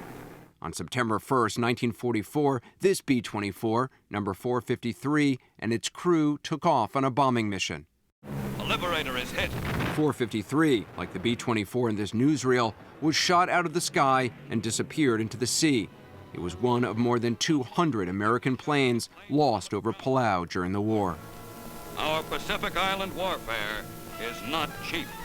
This was a tough place. This was no pushover. There was as much anti-aircraft fire available in this part of the Pacific as anything that was over Tokyo. Today, Dr. Pat Scannon leads a group of volunteers that look for the wreckage of American warplanes and the missing airmen who flew them, including 453 and its crew of 11. They call themselves the Bent Prop Project. Many have military backgrounds. With permission from the Palauan government, they come every year, paying their own expenses to search in the sea and on land. I think that's what took my breath away when I saw that star and bar. When Scannon's team finds the remains of Americans, they inform the U.S. military, whose job it is to recover and identify the missing airmen. It all started when Scannon was vacationing in Palau 20 years ago and came across the wing of a B-24 with its propeller sticking out of the water at low tide. The bent prop gave the group its name. Did it surprise you that it was still there? Oh, absolutely. That moment you saw that, what did you think? I think somebody died there. The wing and engine of the B-24 Scannon found in 1993 are still here, the propeller undisturbed in a few feet of water. Scannon says he hasn't been the same since he first found it. It was one of those special moments in life where from one step to the next, I knew I had to know what went on. It just was wrong to me that this wing is sitting here and nobody knows anything about it. Finding the answers rarely comes easily or quickly. Scannon's team spent 10 years looking for 453, acting on hunches and old battlefield reports. But it wasn't until 2004 and a tip from a local fisherman that they finally found the wreckage. That's the tail section of the plane. It was about a mile away from where they'd been searching all those years. A mile away underwater is, you might as well be on the moon. We spent years doing grid searches in the area that we thought it was. Searches just methodically, square by square underwater. Square by square underwater. because we knew it had to be here. B-24 is a big thing, and at least on the map, these waters don't look that big, so how hard could it be? At least that's what we thought. Well, it turns out it's hard. We went to 453 to dive with Pat Scannon and his team. The site is now protected by the Palauan government. When you first enter the water, it's only a few seconds before you see the first signs of the plane. The plane impacted, and as it hit the water, that's why it's now laying in sections. At first, you might mistake it for coral. And in fact, coral has been growing over it. And over here, you can see the propeller. At the end of the game, it's not about finding aluminum. It's not about finding wreck sites. It's about finding the MIAs who are no longer MIA. The remains of 8 crew members were found at this site and later recovered and identified by the U.S. military. One of the men was Jimmy Doyle, a 25-year-old Texan who was 453's nose gunner. You can still see the turret where he was sitting when the plane crashed and where his remains were found. That diver pausing in the spot is Jimmy Doyle's grandson, Casey Doyle, an active-duty Marine who now volunteers with the Bent Prop Project. Just to know where the last few moments of his life were is a very special time, and to see that down there. And there's probably still physically a little bit of him and the rest of the crew still down there, so it's an incredibly powerful and special place for me. Until Bent Prop found the wreckage, Jimmy Doyle's family didn't talk much about him. Some family members actually believed he survived the war and started a new life. What did people say about your grandfather? There's a whole generation of people in my family that just did not speak of this because of the unknown. You can tell a family that their loved one is missing or that their loved ones were captured and were POWs. But I swear to goodness, I have talked to families who really believe that Grandpa somehow made it out, was saved by the natives and had amnesia and was living on an island being taken care of by native girls. And families really believe that? I've heard it. Why would people think that? I think it comes with the hope that someone missing may show up. Jimmy Doyle finally returned home with 7 of his crew members in 2010, 65 years after their plane was shot out of the sky. A memorial was held in Arlington National Cemetery, where some of the men were buried. Pat Scannon was invited to attend. What was that like to be at Arlington? I felt that my job on that plane was done, and I stepped back and watched the ceremony from a ways off, and it was extremely emotional. You're emotional just thinking about it? Yeah. I think about it a lot, actually. What's the emotion for you? Happiness that they know what happened. But not everyone from 453 has come home. Just after the plane was hit, 3 crew members parachuted out, including 22-year-old Art Schumacher. All 3 were quickly captured by the Japanese and, according to witnesses, taken to a camp in the jungle and executed. The Bent Prop team is still looking for their remains, but searching on land is no easier than in the ocean. Pat Scannon has tried to pinpoint the location of the graves by traveling to Japan to interview former Japanese soldiers stationed in Palau. And he's tracked down Palauans who say they saw the men just before they were captured. Oh, you saw the parachutes? Yeah. Do you remember how many? What I saw, like 3, I think. One Palauan drew a map in the dirt showing where he believed the prisoners were executed. Using that information, the Bent Prop team has identified 2 spots in the jungle where they think as many as 12 Americans were killed. We were with them when they started digging. The red sticks are where buried pieces of metal were detected, probably fragments of munitions, but perhaps a prisoner's button or zipper. The chance of finding Art Schumacher and the others on the first dig may be small, but Schumacher's niece Jo has flown here from Washington. What would it mean to find your uncle? Oh, gosh, we could bring him home. We could bring him home to family. We can do a proper burial, we can honor them, and they gave their lives for their country. Scannon's team has found debris from at least 30 American planes over the past 20 years. In addition to the 8 airmen recovered from 453, Bent Prop's other discoveries could lead to the return of 16 more MIAs from Palau. But many planes crashed in far less accessible parts of the ocean and dense jungle, and their crews never found. Do you know how many Americans are still missing here? We think it's somewhere between 70, 80 American airmen crashed in this area. The real question is how many crashed inside the barrier reef. Inside the barrier reef means we can possibly find them. Why? Because outside? It's 2,000 feet deep. In 2005, Scannon's team found this wing of a TBM Avenger in the jungle. They believe the rest of the plane is in the water nearby, and they've been searching for it the past 9 years. But we've never been able to find the fuselage, and so somewhere out here, there's a fuselage possibly with 2 MIAs on it. To find the Avenger, Bent Prop has now been joined by a team from the Scripps Institution of Oceanography and the University of Delaware. They bring high technology to the hunt. This research torpedo, called Reefs, can scan large areas of ocean with sonar. Eric Terrell leads the effort. We ran the Reefs a few hours off of the mangroves here, found a couple of targets, dropped down, get some visuals on the targets. If there is a place it ought to be, it's right here. Terrell leads the way with a handheld sonar device and is the first to come across debris, including part of the plane's tail. When the sonar shows signs of something ahead, he turns around to get Pat Scannon.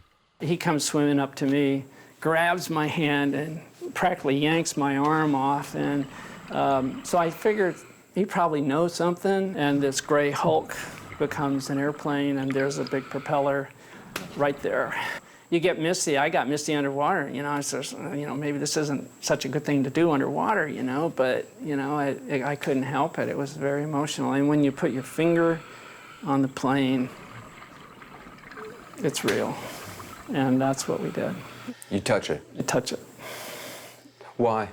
I don't know. Science is about facts. I mean, my eyes saw it, so the fact was it was there, but touching it, just gave it a sense of finality. We all knew what this was and what it meant. There are Americans down there. There are Americans down there. The families don't even know yet. And it's not that I'm wanting to keep a secret, but we also, until the remains are properly identified, we don't want to hold up false hope. To get proper identification, Bent Prop notifies the U.S. military of the discovery, but the actual recovery and identification of remains by the military can take years. This plane was shot down over this area the 4th of May, 1945. Every time Bent Prop finds wreckage of a plane with missing airmen, they hold a small ceremony. They videotape it so that one day the families of the MIAs will know the respect shown to them by Scannon and his team, who've spent their own time and money to find them. Over the Avenger crash site this year, Bent Prop unfurls an American and a Palauan flag and speak of the men who were lost. They say their names, their ages, what they've learned of their lives. And at the end of every ceremony, Pat Scannon recites a poem written during World War I. It's called For the Fallen. Would you read it to me? Sure, I will read it to you. I can't read it without standing up. Can I stand up? Of course. So, they shall not grow old as we that are left grow old. Age shall not weary them, nor the years condemn. At the going down of the sun and in the morning, we will remember them.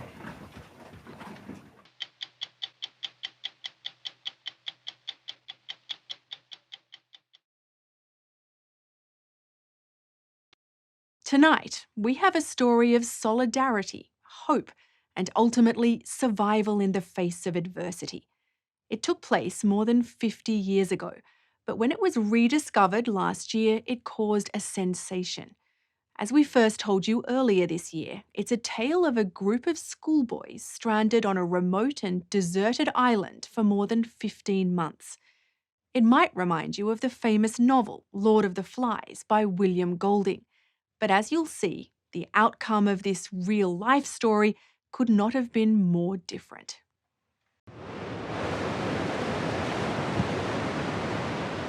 The story begins in 1965. Mano Totau and 5 of his friends were studying at a boarding school in Tonga, an island nation in the Pacific Ocean.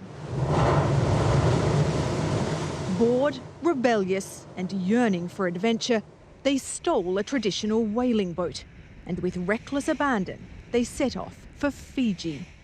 Did it have an engine? No, no engine.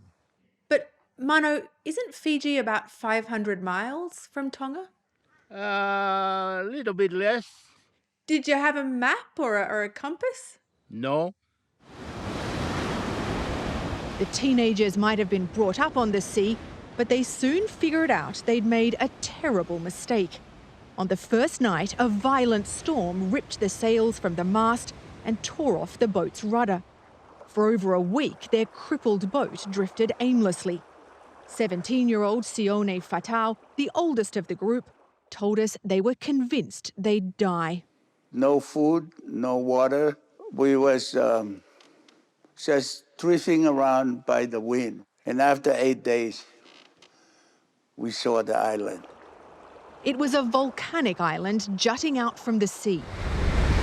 As the boat neared, a wave sent it crashing into the rocky shoreline, leaving it in pieces. The exhausted teenagers struggled ashore. The only thing we do, grabbing each other together and say a prayer. Thank you, God. The schoolboys later discovered they drifted 100 miles from where they'd set off and had landed on the island of Utter, on maps nothing more than an uninhabited speck.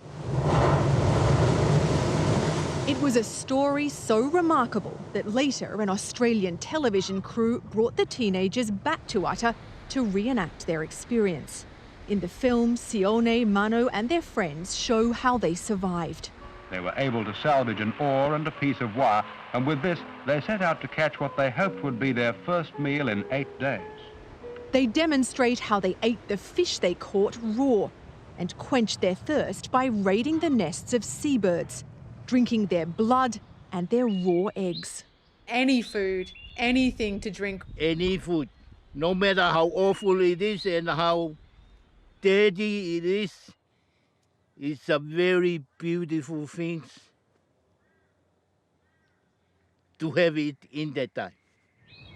When they regained enough strength, Mano and Sione told us, they climbed up to the island's forested plateau, where they found a clay pot, a machete and chickens, all left behind by a small Tongan community that lived on Utter before being ripped from their home by slave traders a century earlier. But they told us everything changed when they finally made fire and began cooking hot meals. How did you stop it from going out? I tell the guys, everybody have a duty for the fire. You have to take care of the fire and you have to say prayer for that night. And get up in the morning, it's still going. The teenage runaways showed remarkable resourcefulness, building a hut out of palm fronds, establishing a garden with bananas and beans, and setting up a roster to keep a lookout for passing ships. They even built a badminton court and a makeshift gym. They lived in harmony, they told us, most of the time. But come on, Mano, you were teenage boys. You must have had arguments. We did, and we disagreed. They cooled off by walking to opposite sides of the island, Mano says, though sometimes things got out of hand. So if there was a fight, how did you stop it? You smack him or something like that and tell him, shut up and cool down, sit down, listen. There must have been times when you were depressed, when you thought that you would never see your families again. It was hard. And I always pray God and I promise him, if you could get me back, I'll save you the rest of my life. For more than 50 years, the real-life story of Sione, Mano and their friends was little known outside of Tonga. Until Dutch historian and best-selling author Rutger Bregman stumbled across it on the internet. he flew across the world to meet Mano and made the story the cornerstone of his new book, Humankind, A Hopeful History. And I just couldn't understand how this had not become, one of the most famous stories of the 20th century. I just couldn't understand it because it's just extraordinary. Six kids on an island for 50 months and they survived. How? Like millions of others, Bregman had read the fictional tale of marooned schoolboys, Lord of the Flies, which for generations has been taught in high schools around the world. I think we ought to have a chief to decide things. The novel, later made into a film, is a nightmarish account of a group of British boys stranded on an uninhabited island. They divide into two competing tribes and descend into violence, culminating in mayhem and murder.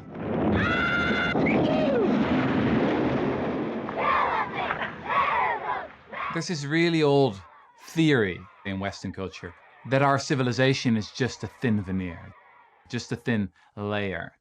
And that when something bad happens, say there's a natural disaster or you shipwreck on an island and you have the freedom to establish your own society, that people reveal who they really are. That people deep down are just selfish. And you're saying that basic idea underlying the novel Lord of the Flies is wrong. You're saying that would never happen? Well, if tens of millions of children around the globe still have to read Lord of the Flies in school today, I think they also deserve to know about this one time in all world history when real kids shipwrecked on a real island, because that's a very different story. A story of cooperation, hope, and eventually salvation. In September 1966, after 15 long months, Australian lobster fisherman Peter Warner was sailing near Atta when he spotted a burned-out patch. When he went closer, he was shocked to see a human figure. This first figure was swimming towards us doing the Australian crawl, as I call it. And then another 5 bodies leapt off the cliff and into the water and followed him. They clambered aboard and told the crew how they'd run away from boarding school and ended up shipwrecked. Peter radioed to Nuku'alofa, the capital of Tonga, to check out their story. And the operator very tearfully said, "It's true. These boys were students at this college. They've been given up for dead. Funerals have been held, and now you found them." So that was a very emotional moment for all of us. So you knew you were going home? Yes, How did that feel? like walking through the door to heaven. But heaven would have to wait. When they arrived back in port, they were immediately arrested. So Peter Warner rescued you and took you back to Nuku'alofa, where everyone thought that you were dead, and then you were arrested? Yeah, we were arrested because we stole the boat. Peter Warner told us he paid off the owner of the stolen boat and finally sailed the runaway schoolboys back to their home island, accompanied by the Australian television crew that had flown in to film their story. They captured the teenagers' reunion with their families. Our boys have come back. My mom, she was swimming out before I get out the boat. I'm the first one going to the beach.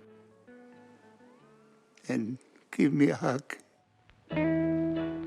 Never had there been such joy. The whole population of this little island were on the beach, hugging the boys. Parents were crying. Then the party started. 6 days of feasting.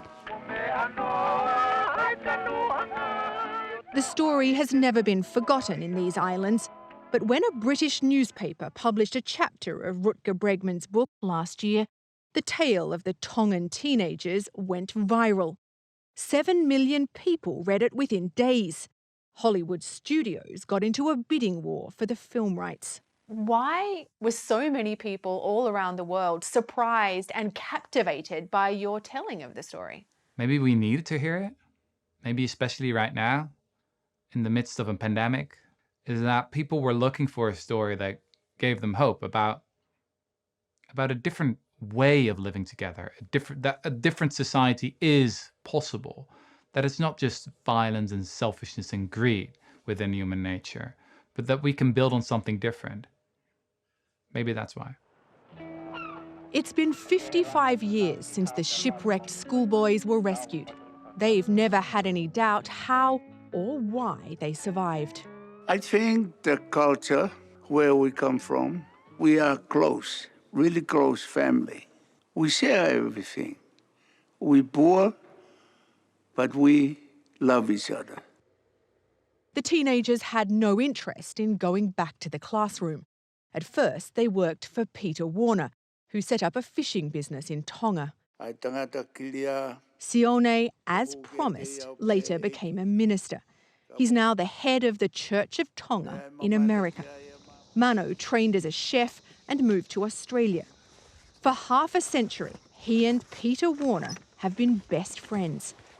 Whenever they can, they go out for a sail, forever pulled back to the Pacific Ocean, where their friendship began. Why do you guys get along so well, all these years after the rescue? Well, I think that we feel strongly in us that we have something to helping one another on it. Yeah. And also, teaching one another on it. And also we have the common beliefs that got you through that trial on the island, love, compassion, justice, unity. We both believe in the same thing.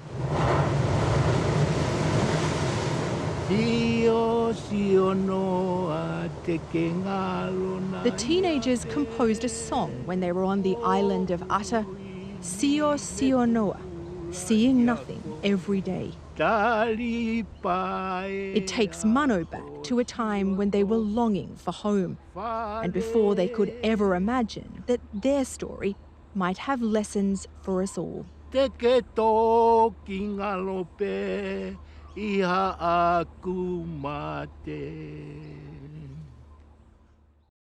A little over a week after our story aired last April, Peter Warner died in a sailing accident. He had just turned 90.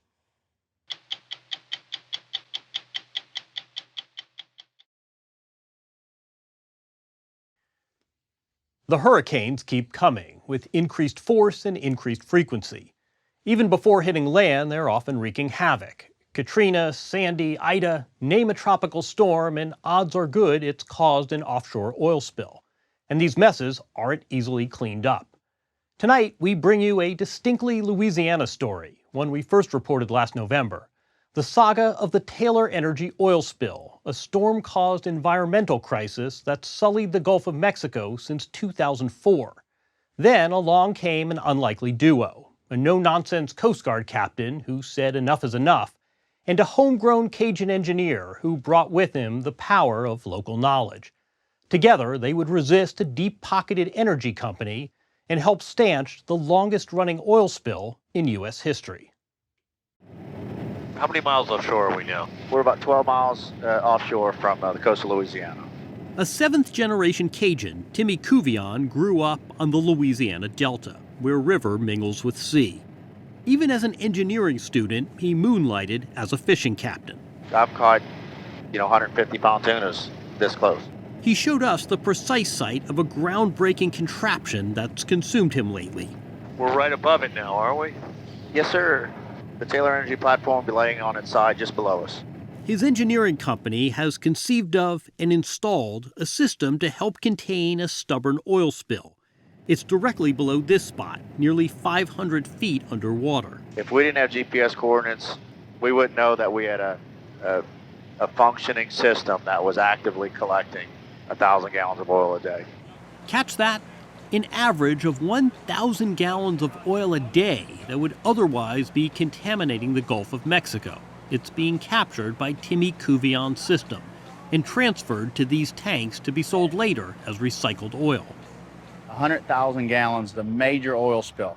This is 7 major oil spills that we've collected since April of 2019. How many years have you been doing this? 2 years. The mouth of the Mississippi forms the heart of Louisiana commerce. This region is nourished by a mix of fish, water, gas, and oil. But increasingly, both the terrain and the economy are getting beaten up by Mother Nature.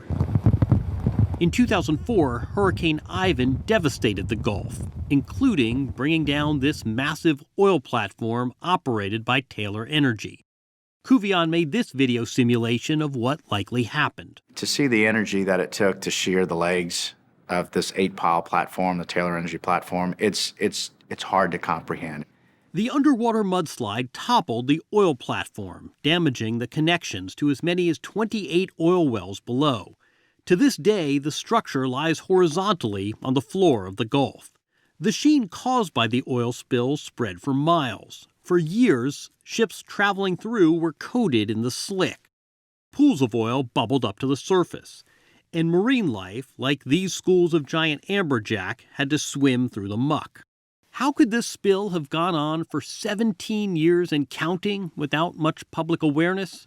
For one, Taylor Energy is not a Fortune 500 giant, but a local company, and a beloved one at that. For people not from here, who are the Taylors of Taylor Energy? This is a family which has built its reputation as a benevolent community corporate citizen of the highest order. Pat McShane is a prominent Louisiana maritime lawyer whose clients include Timmy Kuvion. He says that in New Orleans society, the Taylors are known for their educational philanthropy. How you doing, man? I'm Fat Taylor. Nice to see you. How y'all been? In 1989, 60 Minutes reported on the Taylors' generosity. When the spill occurred, locals assumed the Taylors would clean it up. Taylor has been tasked under the Federal Oil Pollution Act with the responsibility for containing the oil and coming up with a permanent solution. And during that time, they worked hand in glove with the United States government. The U.S. government makes money, billions in fact, leasing offshore oil rights. So when there is an oil spill, the government has ultimate authority. But we were surprised to learn how much the government relies on the leasing oil companies themselves to lead the recovery efforts.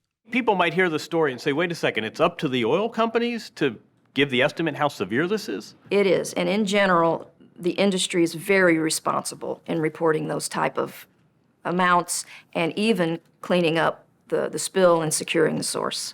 Captain Chrissy Luttrell, a veteran of the Coast Guard, was placed in charge of overseeing the Taylor Energy spill in 2018.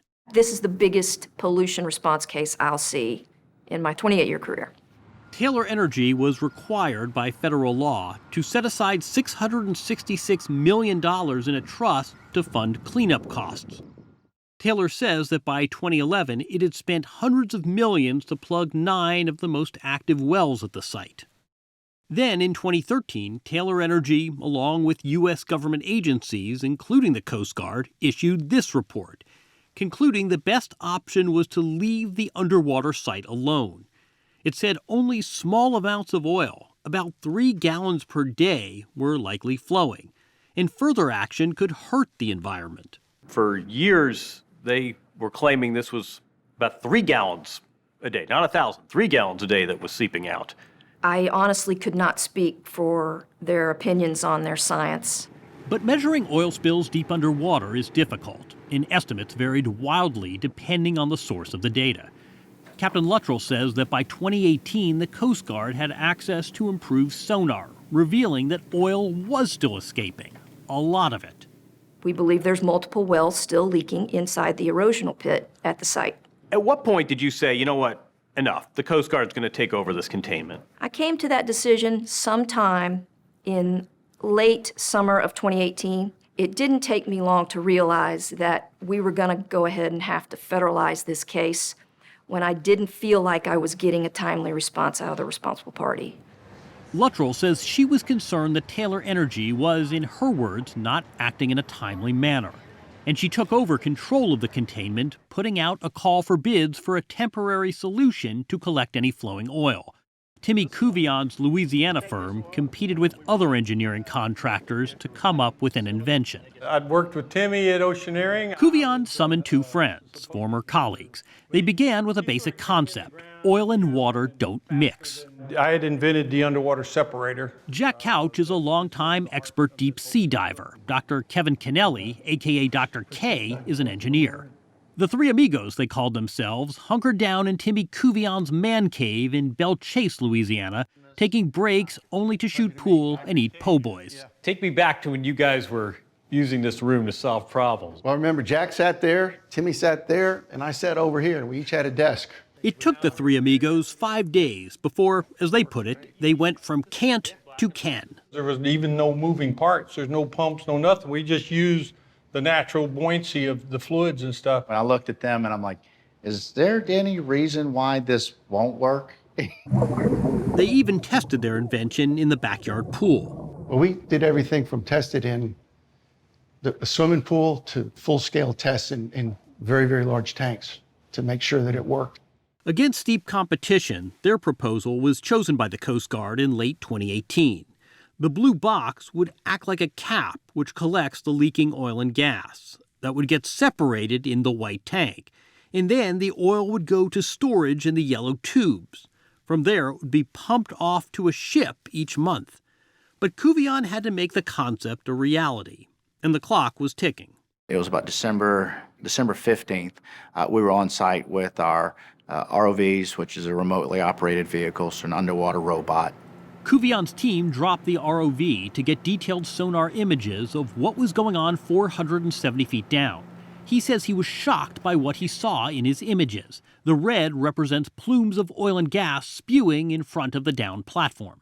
This is what you're seeing after you have the contract. That's right. My first reaction was, this isn't micron droplets that's coming out from the seafloor. This is an underwater volcano. Couvillon's crew put more than 200 tons of steel pieces together using enormous cranes, teams of expert sea divers, and multiple remote-operated vehicles.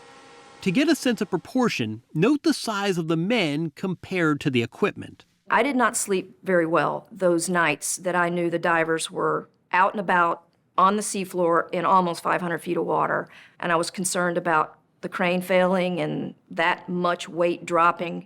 Spring of 2019 brought the moment of truth. This wasn't testing a simulation in a backyard pool. This was the real thing, a $43 million system in the Gulf. When we opened up the valves, and less than a day later, the sheen had largely disappeared, we knew we had really done something. It was awesome. A good day for the environment. Oh, no doubt. Look, nobody wants oil in their backyard, right? We proved that we can clean up our mess, right? You send it 500 feet down and dang, it's working. It was simple, yet effective, and I give the engineers credit for coming up with that design. But like the muddy Mississippi itself, this tale has no clear endpoint. Taylor Energy headed straight to court. In total, it's filed more than 10 separate suits in conjunction with the oil spill, including one against Couvillon. The claim? He was trespassing and was negligent. Taylor's lawyer also told the court, "We very much dispute that these activities need to be going out there at this point in time, or that this is even Taylor Energy oil out there at this point in time." In response, Couvillon's maritime lawyer Pat McShane characterized Taylor's allegations as, quote, pernicious, and he pointed us to a wealth of evidence indicating that the oil was indeed Taylor's. The National Oceanic Atmospheric Administration, the United States Coast Guard have taken all manner of visual evidence of the plumes coming out of the seabed right at the platform. When you say that's not our oil against this overwhelming evidence, you're playing some different kind of game. Couvillon, a former Louisiana State wrestling champion, says he's not backing down from the fight. You're working to fix a problem that an oil company was responsible for, and now they're suing you. Kind of crazy, isn't it? It's intimidation by litigation. Taylor Energy also filed legal action against Captain Christy Luttrell, arguing that she overstepped her Coast Guard authority. You've been named personally. How do you perceive this situation? As the federal on-scene coordinator, I use my authority to do the right thing and to protect the environment. Phyllis Taylor, CEO of Taylor Energy, declined our interview request. The company said in a statement that it has retained and relied upon the world's foremost experts to study and then recommend a plan of action. We continue to advocate for a response driven by science.